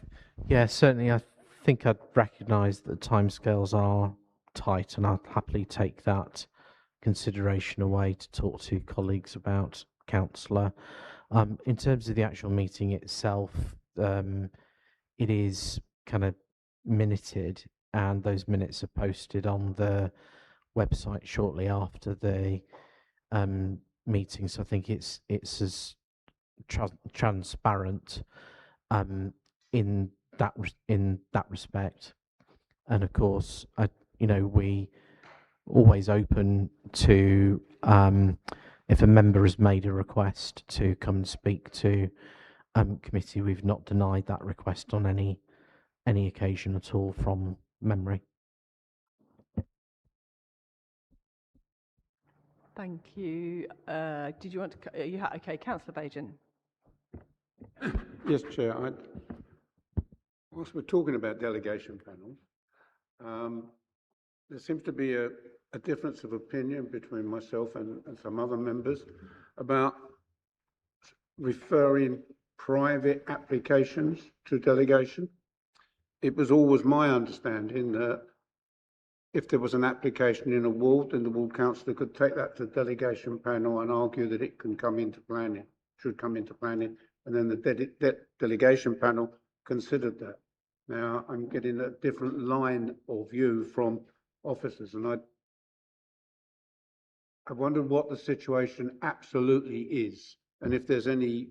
Well, let's start with what the situation absolutely is. Well, the situation absolutely is that just like what's going to happen with the national scheme of delegation, there are 2 tiers of applications set out with the new scheme of delegation. There's a tier of application that cannot be called in by councillors, and then there are other applications that can be called into a delegation panel for consideration. So things like householders councillor are beyond the scope of call-in, as are applications like permissions in principle and prior approvals and adverts. So, and that is exactly the way that the national scheme of delegation is structured.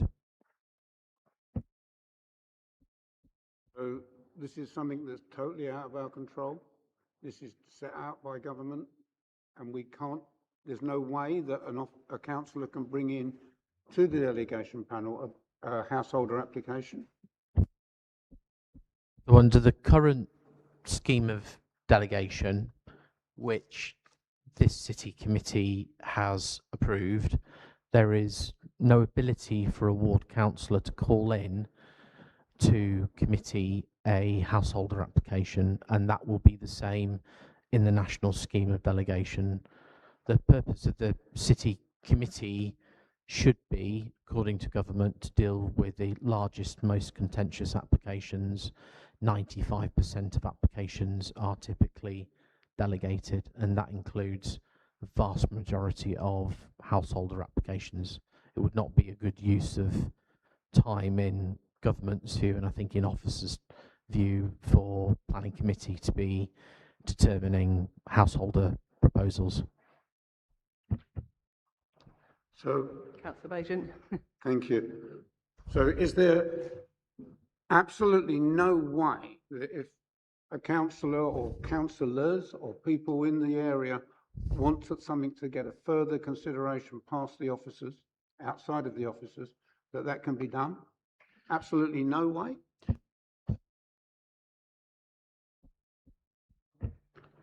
So the director has the scope to call in applications himself, which, in view of officers, if there is a significant policy conflict or a scheme might well prejudice the implementation of the local plan, in that kind of circumstance, officers have the right to call in an application unilaterally. The only other case where you'd see for something like a householder coming to committee is where an officer is the particular home owner, and there's a conflict potentially of interest, and it needs to be presented for reasons of transparency.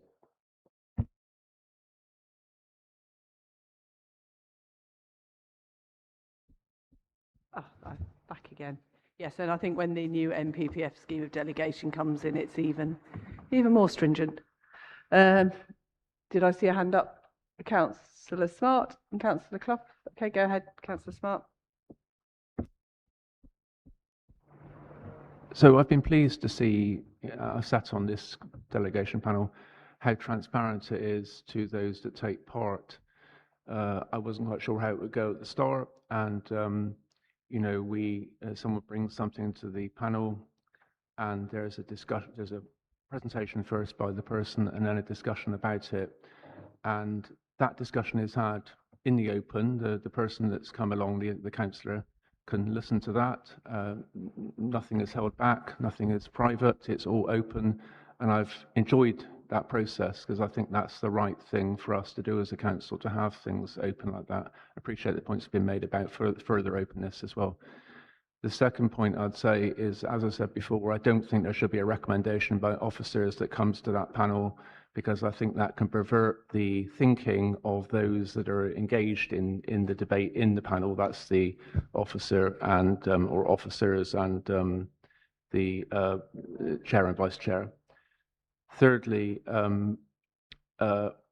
this, I haven't said this before, but there always has been a bit of a confusion about the councillors that speak, both in committee and also on this panel. So they're all called ward councillors generally, but they might not be a councillor in the ward that the application is cited in, which is a difference, because we always used to put a lot of weight into what ward councillors said when they came to committee, but now councillors can come from anywhere in the city and say something.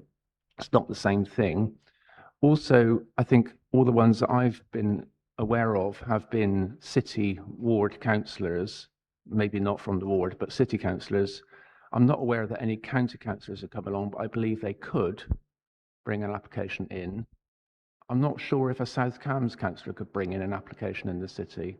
Maybe they can, I don't know. Be good to have that clarified. And the final thing to say is the sort of elephant in the room of this whole process is the county council, who have their own planning committee, who decide things like minerals and waste, and also schools, following, if you remember, that decision that we made about a school that they didn't like.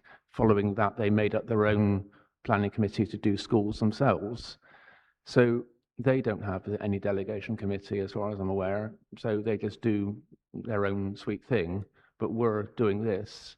Unfortunately, I mean, I suppose when it's unitary authority, it'll all be the same. But at the moment, there is that sits outside of the way we do things. Thanks.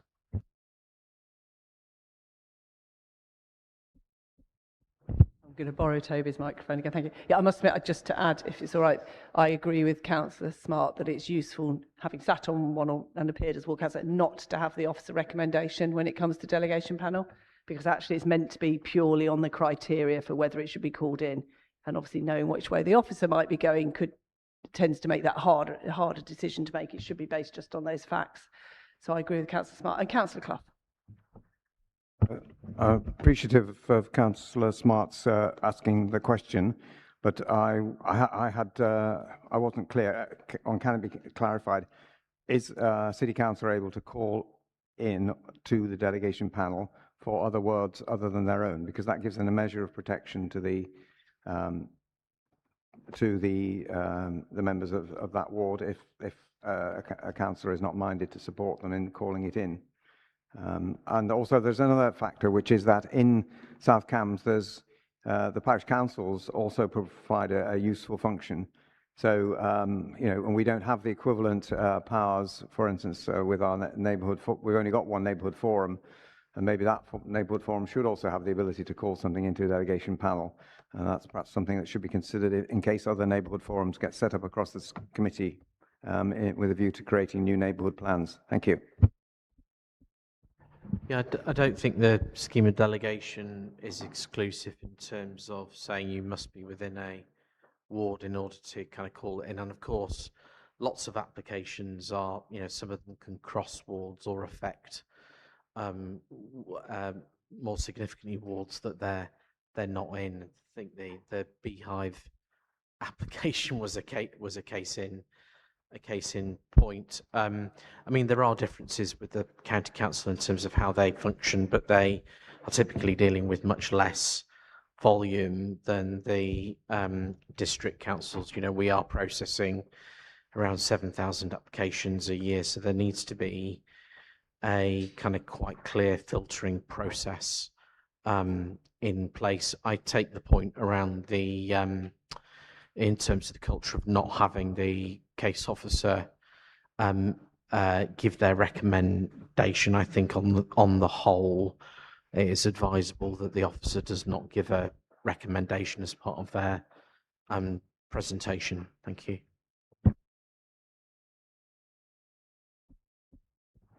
Thank you very much, Toby. Does anyone else have any comments? Toby will take those back and discuss with colleagues, particularly around the tight timescales. I mean, certainly as a ward councillor, it is useful, even if it's a heads up to say it might be coming, so you can kind of start preparing. And I wonder if it's also useful to share the dates and times of the delegation panel more widely with ward councillors, because I must admit, probably wasn't on my radar until I had to sit on it as chair. So, because, you know, we also have the development control forums, all these different things in your diary. So it might be useful, perhaps, if that could be more widely circulated. And then I think Toby can take back the issues, which was about whether South Cambs can speak. I think county councillors can speak, can't they? And neighbourhood forums. Thank you very much. We have one final item, which was item 9, which was item 14 last week, which was the compliance report, because I think Councillor Clough had mentioned he had some questions on that. I don't think we have compliance colleagues online, but we do have Toby here, who I'm sure will be happy to answer or take away any questions. So can we have a look at, well, it's item 9 on the new agenda. Does anyone have any questions on the compliance report? Okay. Councillor Smart and then Councillor Clough, please. So it was disappointing this morning to hear that there was no compliance case in actioned re the Cambridge Rugby Club problems.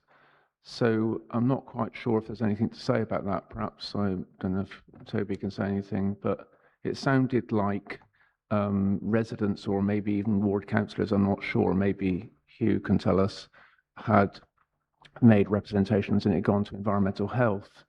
And that's one thing. Of course, environmental health do have something to say on noise especially, but I would have hoped that they might have had, you know, the interest to communicate with planning compliance as well, because it is a planning compliance issue. There are very, very serious breaking of a, you know, a condition. It wasn't just a minor thing, and it doesn't seem that compliance have picked that up at all, as far as I can see, but I don't know exactly. Yeah, I was surprised when Tom said it was not a live case. I did speak to the case officer directly after that item and asked him to log the case on the portal. I don't think we've not lost any time in this process, because the compliance team effectively would not take any formal action until such time as a retrospective application had run its course. So I will pick up on that particular issue kind of directly again to make sure that it's been actioned, Councillor. I think it's a rarity that you get a retrospective application that is not somewhere on the compliance system.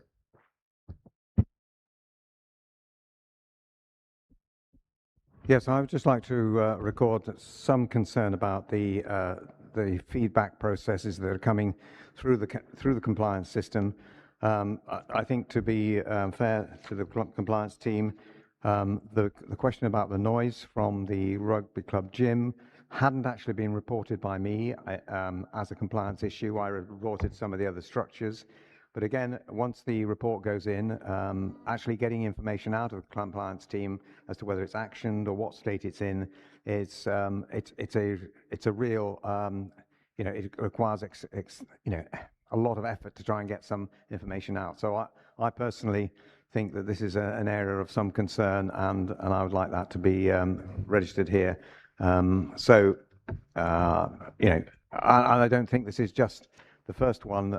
You know, I've heard of another one down in Newnham where just I'm not clear what the outcome is. So I think, you know, we understand there's a need for confidentiality, but maybe some form of reporting about, you know, case numbers, a bit like a, you know, an age debt report, which shows how, you know, we can see which we can see on page 263 how many are more than 6 months old, and within Cambridge we've got 92. But what, you know, I think something that enables us to get a quick glance as to what's going on and whether things are progressing would be very useful. So it is, for me, an area of concern. Thank you very much. Yes, Councillor, noted. I'll take that up with the compliance officer. There is a high volume of work coming through that team at the moment, and a number of vacancies, which is probably meaning that compliance cases are taking longer to resolve than normal, and we're looking to kind of address those issues. So I'll take that reporting up with Chris Braybrook. Thank you. Thank you very much. Does anyone else have any comments or questions about compliance? No, I think that draws us to the end of our meeting today. Next committee is an additional one on the 29th of July. We're well above quoracy, but obviously we are a little bit down on numbers because it is in the summer holidays. So if anyone isn't able to attend who hasn't already let James know, please do that as soon as possible and see if your reserves can swap in. Oh, Toby, go ahead. Yeah. The 29th of July committee is likely to be kind of quite interesting. So the Market Square applications are going to be coming back. There's been a lot of work behind the scenes with the County Council to try and agree a scheme there, and lots of the issues have been resolved. I'm hoping that the county, on reconsultation, will be in a position to have removed their objection or removed most of their objection to that scheme.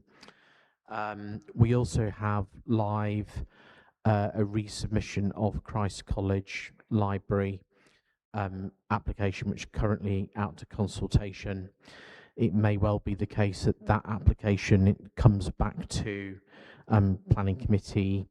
Running parallel with that application is there is a judicial review that is ongoing that at the moment is timetabled for a hearing in October. That's been a particularly difficult application, and we will have hopefully the Wolfson Court application as well that was deferred from today. I am aware with the Christ College Library application that the applicants, Christ College, have written to all councillors in the city. They're having I think an open evening at some point soon. Obviously Planning Committee members are not barred from attending, but what I would say is officers will be providing a separate site visit, particularly for Christ College, to have a look around the site. The site visit last time around wasn't particularly well attended, and I actually think if for those members that are attending on the 29th, if you can make it to the arranged site visit, it would be really quite kind of revealing in terms of understanding the context and state of the existing library facility there. So watch this space, but 29th of July, I think it's likely to be a fairly big committee for this year.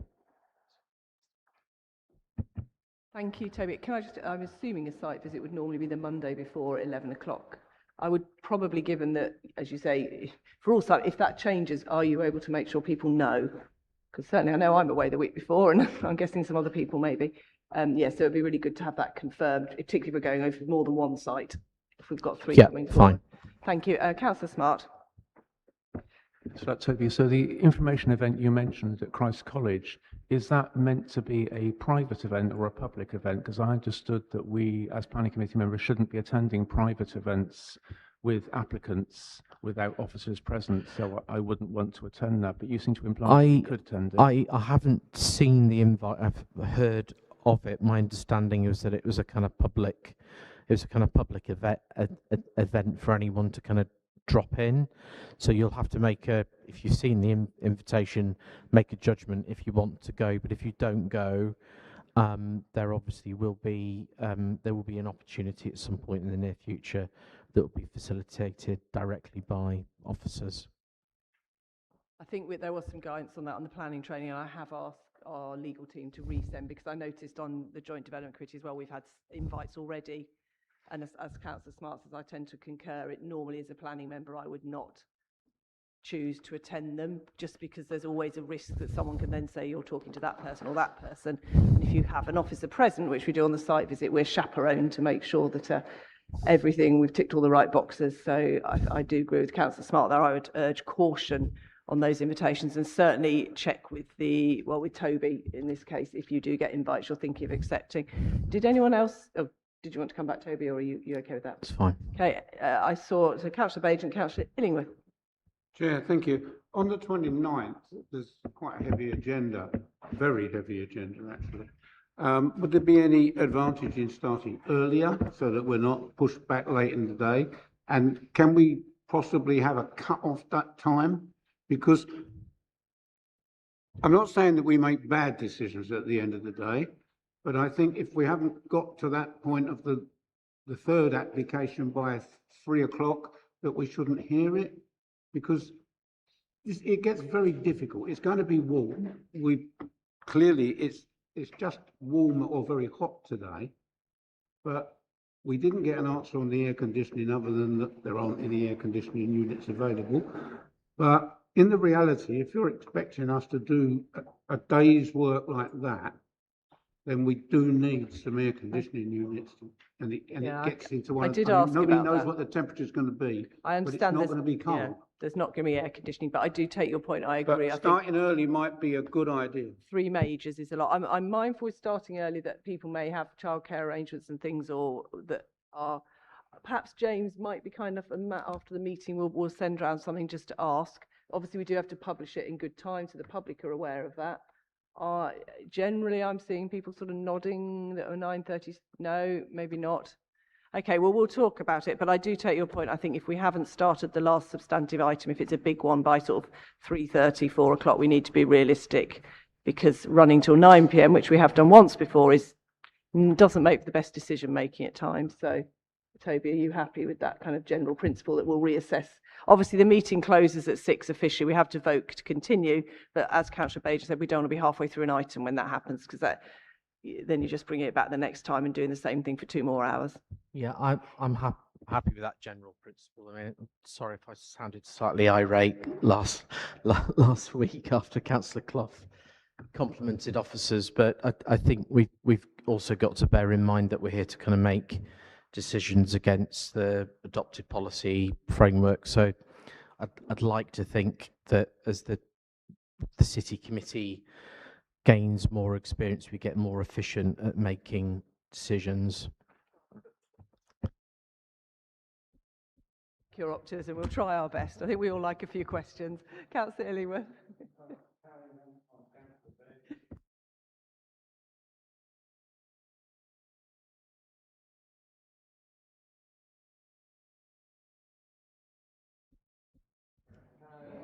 I don't know if they are. They don't have any food, but nonetheless.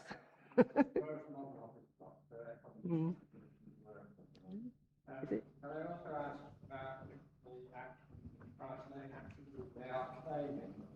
Oh. The planning commission or the council made some sort of error in that the decision made, and when the council accepted that, can you confirm? I think that will be something will come forward in the papers. And is the site visit complimentary on the 27th? That's what I've asked Toby to clarify. It would be on the 27th. The papers for the Christ College Library application will provide